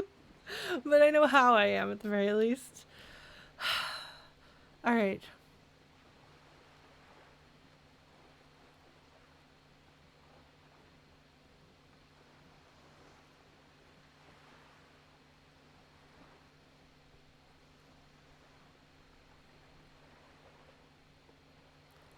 Probably I would get a health up if I picked this.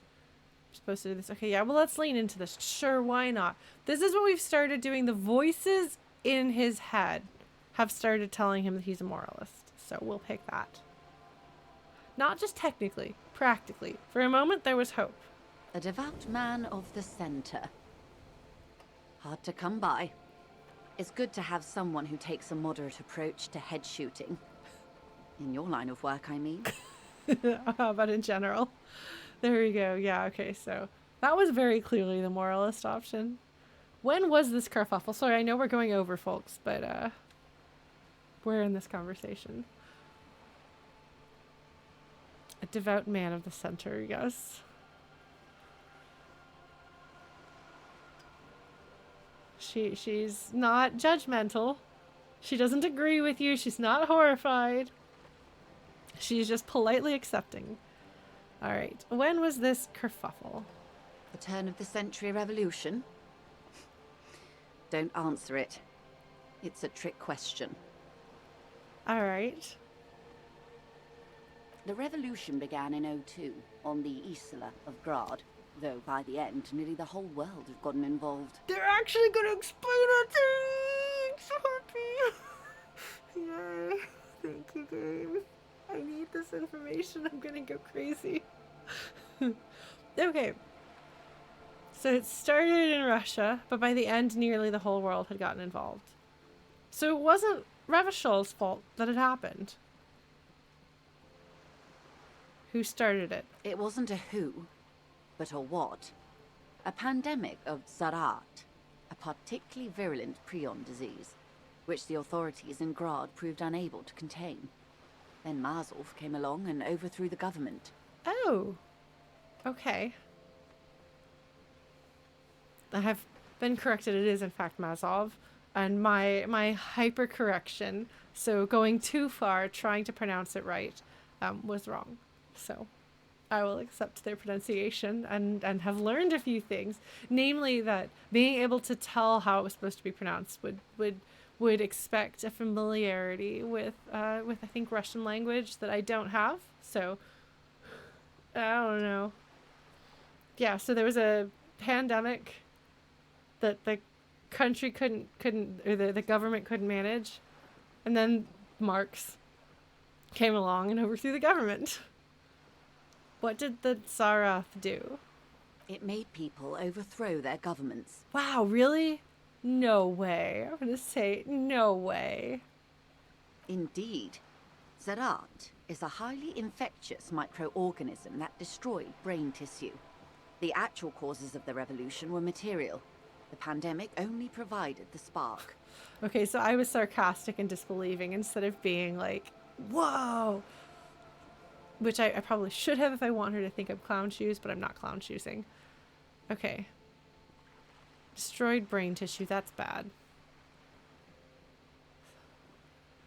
The causes were material. Where did it spread from there? From Revachol and Grad? Not far.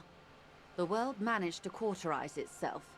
Mazov's government was overthrown in 08, and the coalition crushed the Revachol commune 2 years later. It was the end. Okay. Alright. So Grad is close to Revachol, which might explain why we've heard that name a fair bit around here. Okay.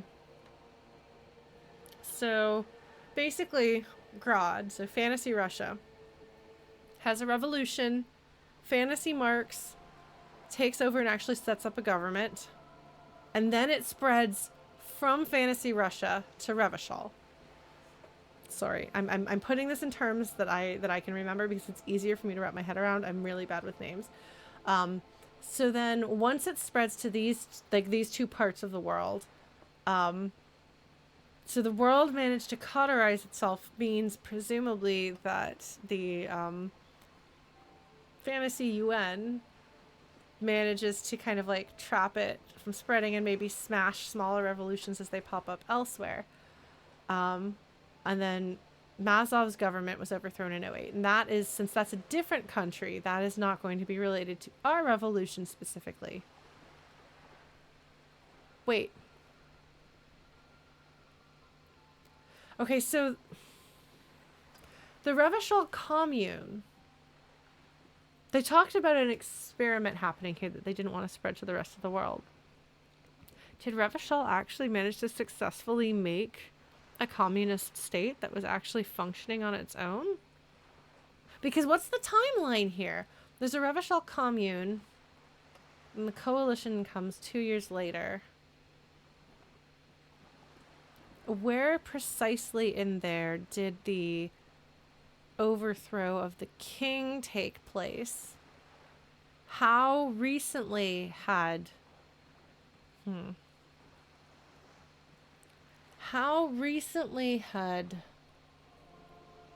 communists in Revachol taken power before the coalition showed up? Because we have the start of the revolution in fantasy Russia in 01 that only goes until 08.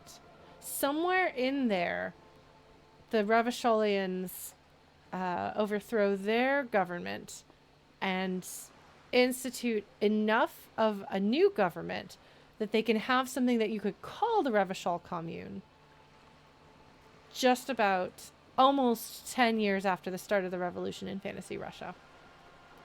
I'm sorry, I'm trying to make sense of this because this is what I gotta do. Either way, just to refer to it as the Revachol commune indicates that they were successful on some level. They set something up, that they were functioning. Maybe I'm wrong. What came next? And like who overthrew Mazov's government in fantasy Russia in Grad? Like, did the coalition overthrow that, or were those locals? Were those locals backed up by the coalition, which would make sense and be something that happens a lot in the real world? I don't know. What came next? Why? You and I, officer. Our lives in the zone of control. She spreads her arms, a raincoat flapping in the wind. Something tells you her life and yours are not that similar. Maybe it's because she has a boat and you have that necktie? A pair of pants? I do have a necktie and I do have a pair of pants.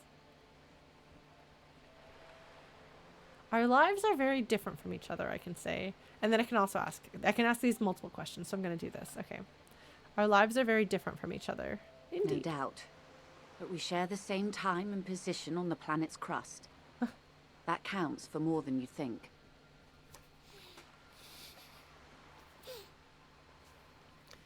She's saying, we are neighbors. There is no class distinction. Don't put a division there.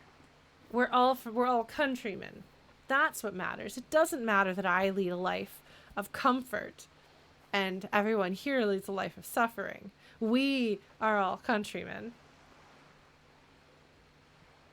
All right. Which to me feels like it's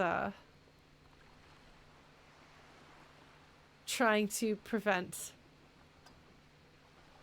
bits of class revolution again. Like that's kind of the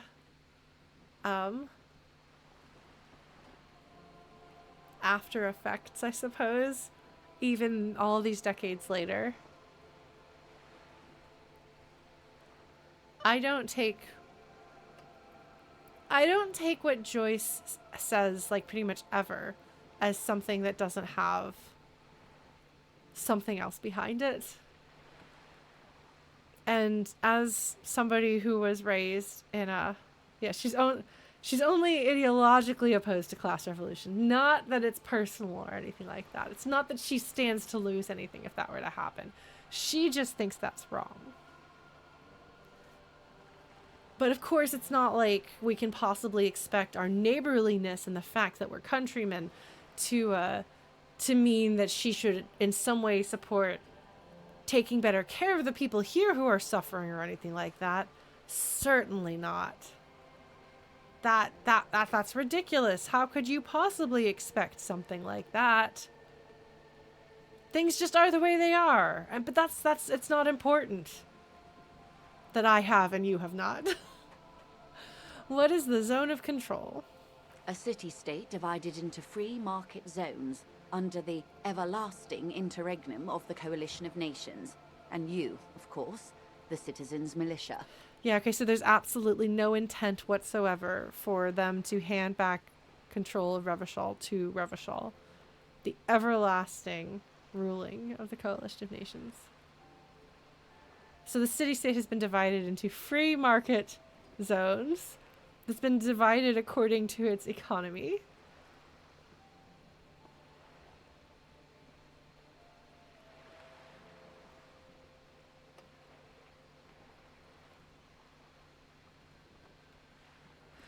You know, I don't know Joyce all that well, but I've known people kind of like Joyce in real life, and they generally don't want to actually give up any of their comforts, regardless of the cost to other people. So I think she would object to not having the comforts that she's used to, even if it meant that other people had more comfort. Yeah, that's kind of what Gibraltar is saying, because she would be worse off materially in that situation. I don't think she'd be okay with that. I don't think she's lacking empathy or kindness altogether. Like, she has some understanding, and she does see the humanity of people in more dire financial and material circumstances. but not enough to actually make any changes that involve her own discomfort. The clatter of typewriter keys fills the main hall of the reappropriated silk mill. Precinct 41. Chad Tilbrook presses enter. Outside, Officer Elfboy Williams slams the door of an armored motor carriage.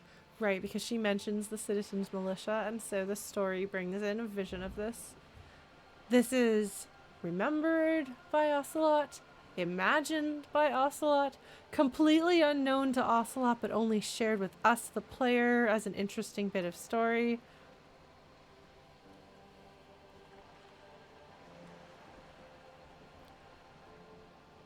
Who knows? The zone of control is the third incarnation of Revachol, after the failure of the suzerain and the commune. Right, okay.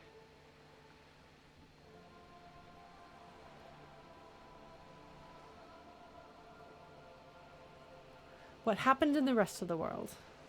Modernity. They developed the marvels of the inter-easlary communication, telematic milieus, radiation, colored plastics. Meanwhile, in Revachol West, the aftermath continues for the 5th decade. The part of Revachol most affected by the war. Okay, so we've got like radio, we've got... I'm not sure beyond radio what interstellar communication would be if not radio. So it's that sort of thing. Colored plastics are a marvel of the future. The aftermath continues for the 5th decade. The rest of the world moves on, and Revachol continues to be punished as a reminder to everybody else not to have an uprising. It's the child at the heart of Omelas, perhaps. 51 minus 8 equals 43. Thanks, logic. Wait, you're saying it's been like this for 43 years? Or you can say it's been like this for how long exactly? Yeah, I can do math. I can do math. Logic is here. Time flies. What have we been doing all that time? The 20s saw a decade of urban war, west of the river leveled, offshore platforms in flames. Still, it's regarded as an improvement on what came before. 08 to 19 was simply hell. Right. Wow, that is bad. The 30s? Things settled down in the 30s. Revachol East transformed itself into the world's largest tax haven, with the international community's blessing. For the first time in a long time, it seemed like things were going somewhere. Right. And I think I've got some postcards and things to that effect. The world's largest tax haven. Well, that's good. We need a tax haven, so we'll allow them to become a tax haven. Look, they're playing within the rules of capitalism. They're the good children. Revachol West are not the good children. Then you happened. Your youth in the 30s. Right. That's when they discovered disco. Yes, and quantitative easing. It was a market mirage, unfortunately. The 40s dispelled it. An Isola-wide hangover, you might say. So, here we are. Quantitative easing. That sounds like a capitalist euphemism of some sort. A market mirage. I don't know quite what that means. Oh wait, does quantitative easing mean, does she mean that like things seemed like they were getting better? It's a real thing, okay. Printing money? Okay. So they tried to fix the economy, and unfortunately, it turns out that it made things worse instead of better. Okay, so basically an economic crash followed. Welcome to reality, baby. I appreciate that she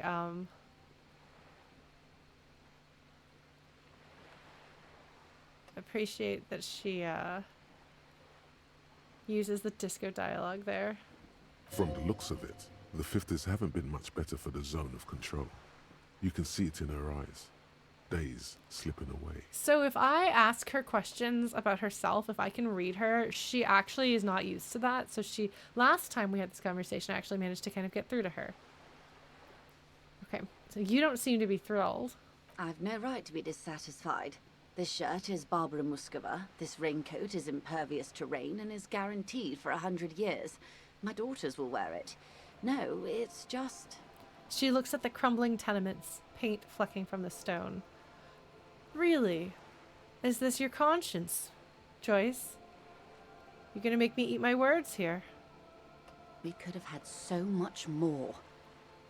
Every one of us. If only we played it right.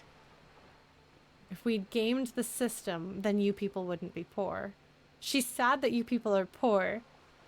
But it's not that there's anything that we can do about it now. Certainly not. If only you had all played along in the past. If only your ancestors, your grandparents had played along in the past. Then you, like me, could do well instead of being poor. What would you have done differently? Good question.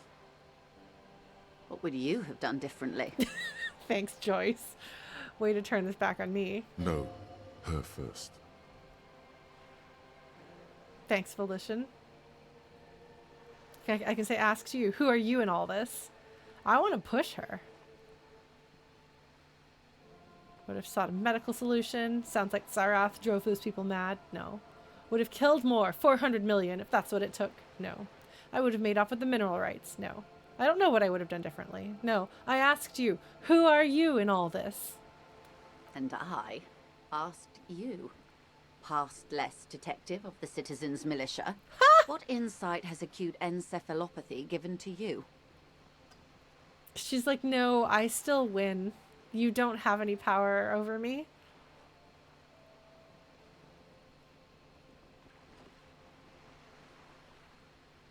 I don't know, honestly. None of these are good answers. And you would have died, most likely. Not far from here. Maybe even right here, during the beachhead, defending the coast the day the Coalition took the city. Probably.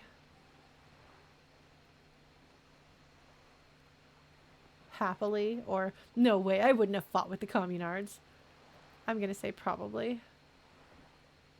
No, almost certainly. The commune would have forced you. Such was the fate of the undecided. Right, lest you go idealizing that too much. The Overlook, thank you for raiding. Hello and welcome. Are you Disco Elysium fans? We are we're unfortunately I'm somewhat over with my stream right now. So I won't be going for super much longer, but pull up a chair. Where are you folks coming from? Overlook, what have you been playing?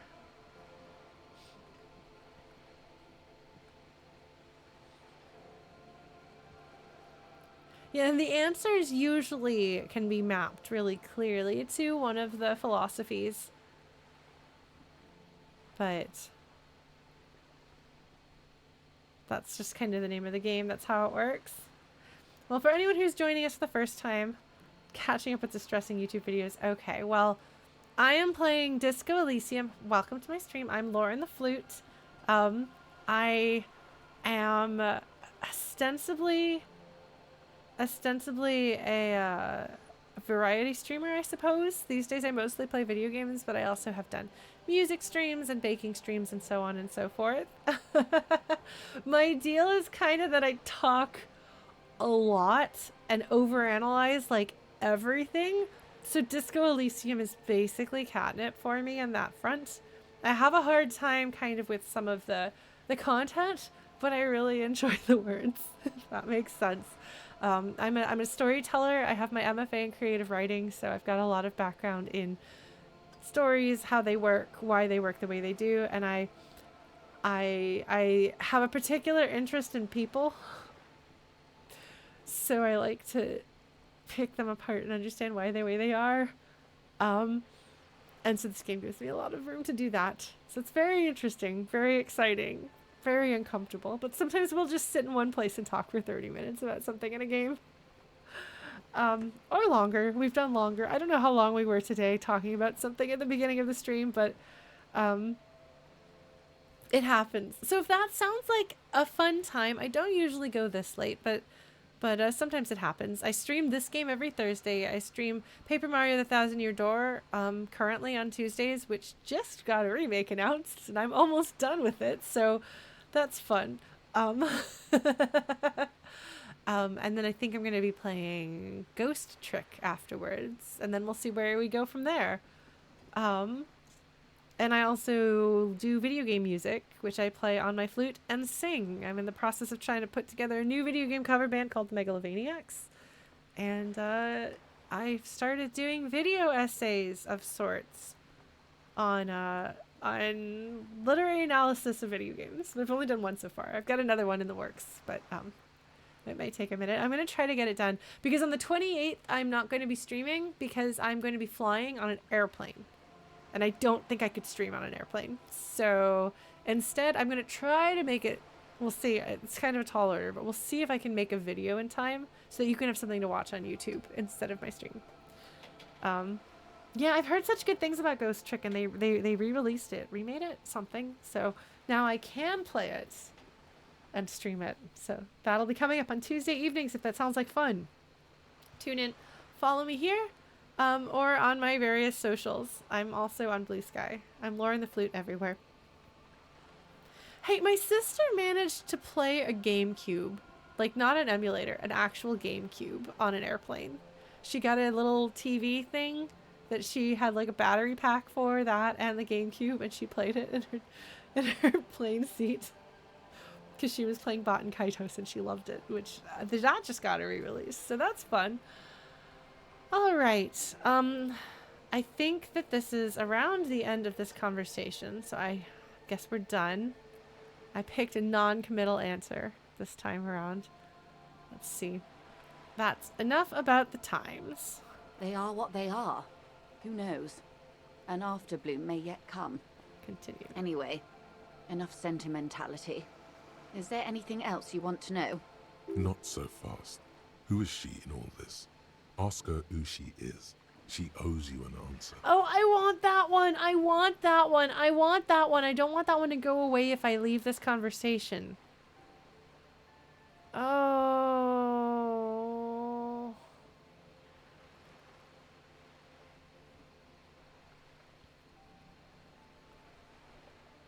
I want it. Okay.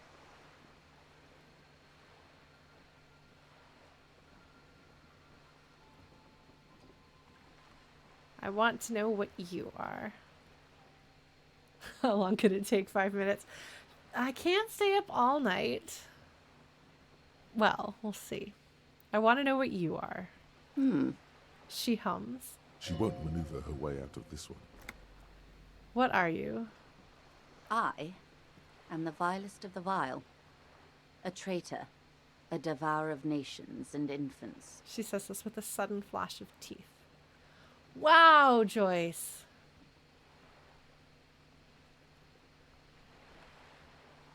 Here she is acknowledging this. I guess this is where that self-awareness peeks through. I am an ultra. I can say, wait, what's an ultra? Which she literally just explained to me. My God, a liberal. Cool. I liberate pretty hard myself. Or, I don't understand. What's so vile about that? You say, wait, what's an ultra? An ultra-liberal. It's a type of liberal. From the revolution. It's, not the moderate kind.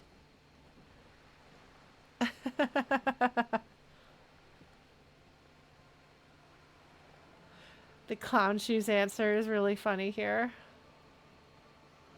I probably should have actually not done this. I probably should go to bed, but...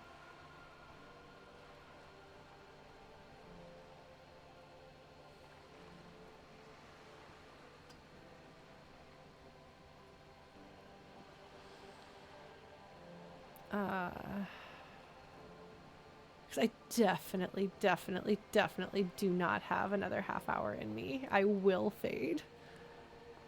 I had to walk to the doctor and back today.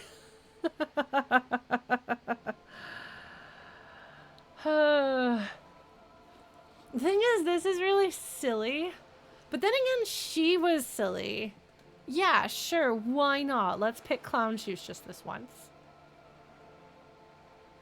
Yes. I am the nether creature of the Forbidden Swamp. I pushed the king under a shit wagon and betrayed the revolution. My kind surrendered the nation to financial colonists. It's so interesting because she's saying this, obviously repeating the things that people say to criticize her. But I do think that there is a degree of guilt in there, underneath it. I can see you thought we'd gone extinct. After all, no sane person identifies as an ultra-liberal anymore. Not in broad daylight. You're a centrist at heart. A real moralist, no? Tell me, now that I've uncoiled myself, do you find me frightening? It's interesting because I'm sure her dialogue option would have been completely different here if I had given different answers, but I've established myself now as the centrist moralist and uncoiled myself as though I'm a snake or a dragon. This is really something. In her green eyes, you see a mixture of truth and self-satire. Decades of guilt and pride. That is an incorrect read, voice actor. I must criticize you. That should be read decades of guilt and pride. I'm sorry. That emphasis on and is essential to reading the sentence correctly. It changes the meaning otherwise. That's interesting. She is an interesting character. She's guilty knowing what this cost other people. Forgive her. The gentleness with which suggestion reads that. But only because you like pearlescent teeth and those light green eyes. Thanks, electrochemistry. You're bad news. So I can say, you're a monster. I forgive you. I forgive you, but only because you're charming, or I don't care. That is a great option, my goodness.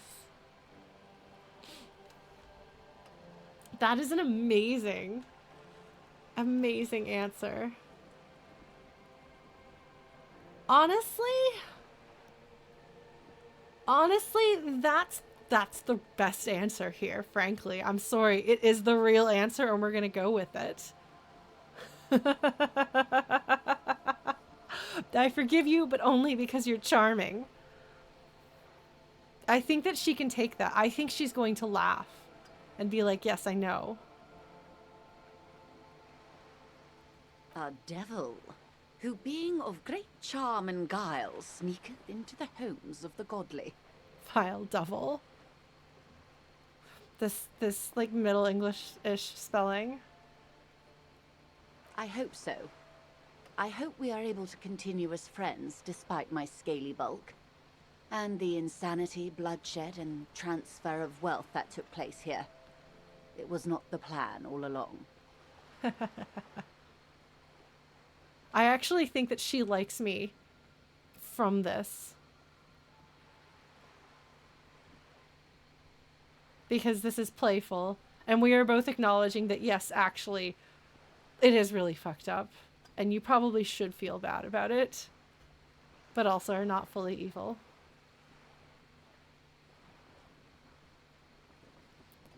And here she's saying all of the bad stuff that happened was not the plan all along. Her plan? Is she talking about the murder? Or is she talking about the revolution? Yeah, no, she feels like if you pry at her and can get her to be vulnerable, there is something real and likable under there. She just hides it under many, many charming layers.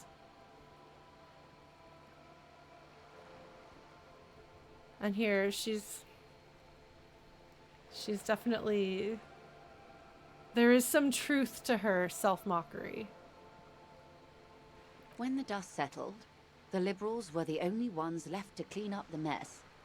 By virtue of their survival, they were handed enormous power to shape the future. This was all our last generation managed.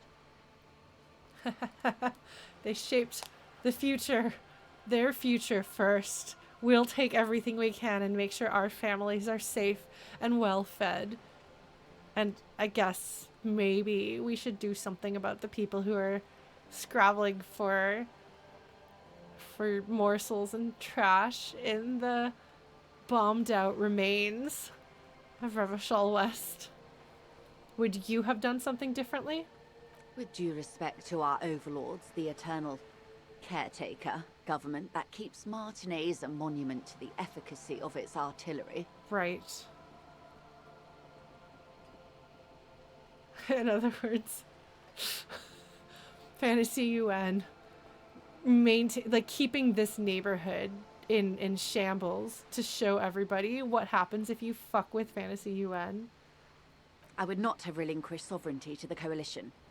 Not here in Martinaise, and not in the Stella Maris or Delta Beachheads either.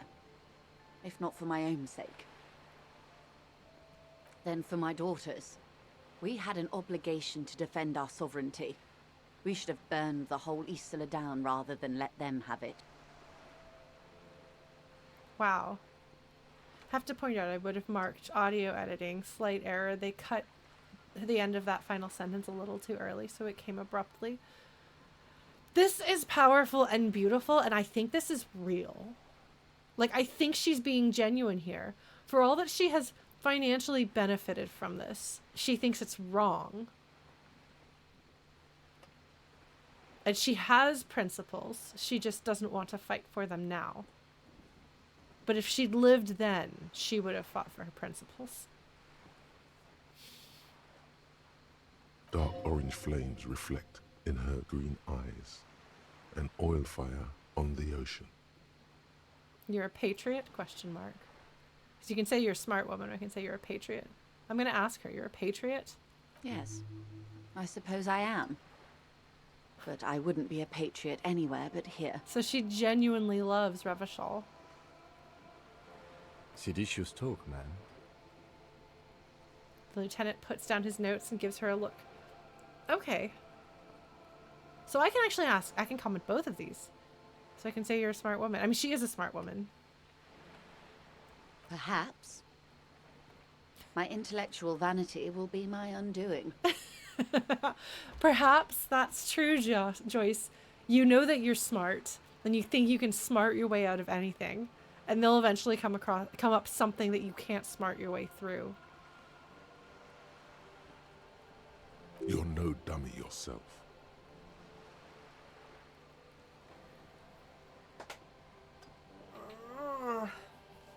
So I can either say, so am I, or no, or intellectual vanity will be my undoing.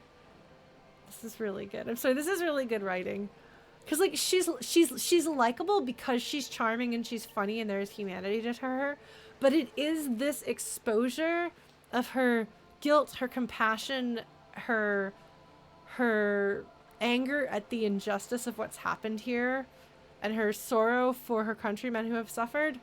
That is what really humanizes her. That's what really makes her sympathetic instead of just likable. There's a big difference there. And up until this point, up until this section of the conversation, Joyce has been likable. She's been entertaining. She's been fun. But I haven't found her to be truly sympathetic. There was that one moment, that brief moment where she talks about kind of the little love affair she had when she was a teenager and how that went. That was like a little insight into this that was a bit more humanizing, but it wasn't quite as powerful. I like this. And yet that doesn't fully absolve her of, or even remotely absolve her of the things that she does and the harm that she is doing. It's interesting because, you know, we are primed to think that the side that she's aligned herself with is the bad guys. And we're primed prior to really diving into this game to think more that Evrart's side are the good guys. Like, a lot of people playing this game are going to make that assumption. And so that's why it's interesting to make Joyce likable and Evrart unlikable as people, as interacting with them goes.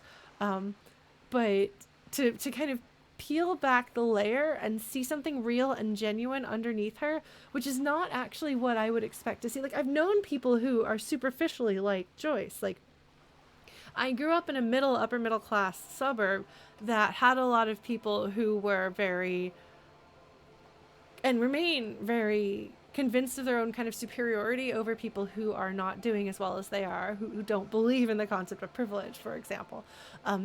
And so to find somebody who actually lives amongst them and benefits from that privilege, but has that level of self-awareness and compassion, even if she doesn't necessarily act on it, it's a very interesting choice for the character in this situation. Because it doesn't make Wild Pines not evil that she is this way. Yes, her earlier statement, if only we played things correctly, does feel totally different. Because at the time that she said that earlier tonight, I thought that she was blaming the poor people for making the wrong decision. Like, okay, well, you guys didn't take advantage of the situation and she got screwed over. But instead, no, she's actually, if only we could have saved everyone by defending our entire country. But what can we do now?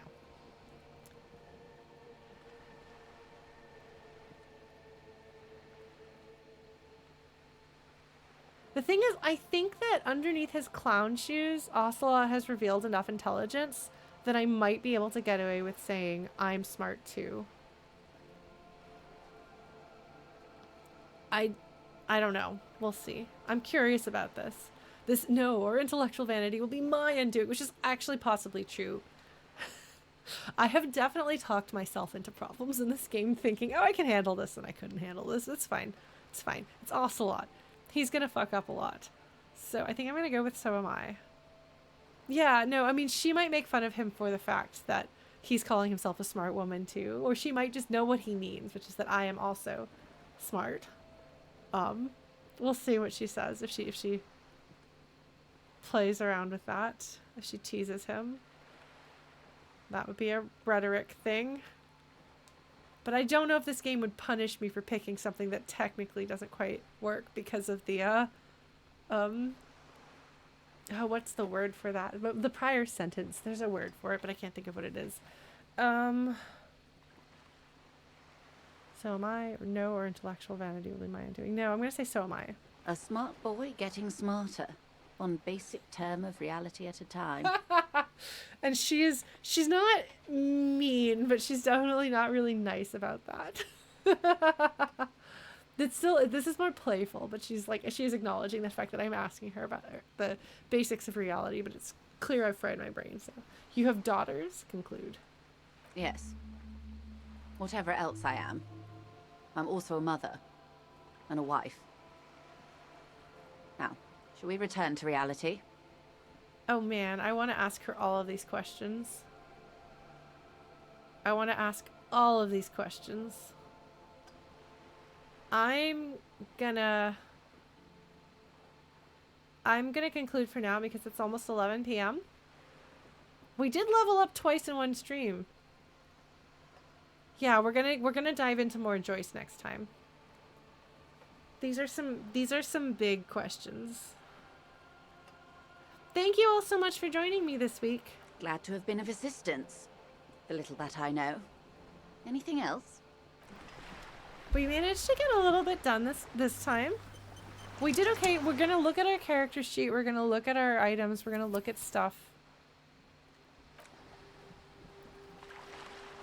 We'll look at all of that next week, because that's there still. Well, I'm glad that you guys could be here. I hope that it was entertaining. I will be streaming again next week, the 21st. I will not be streaming the week after that. I'm going to try to make you a video to watch.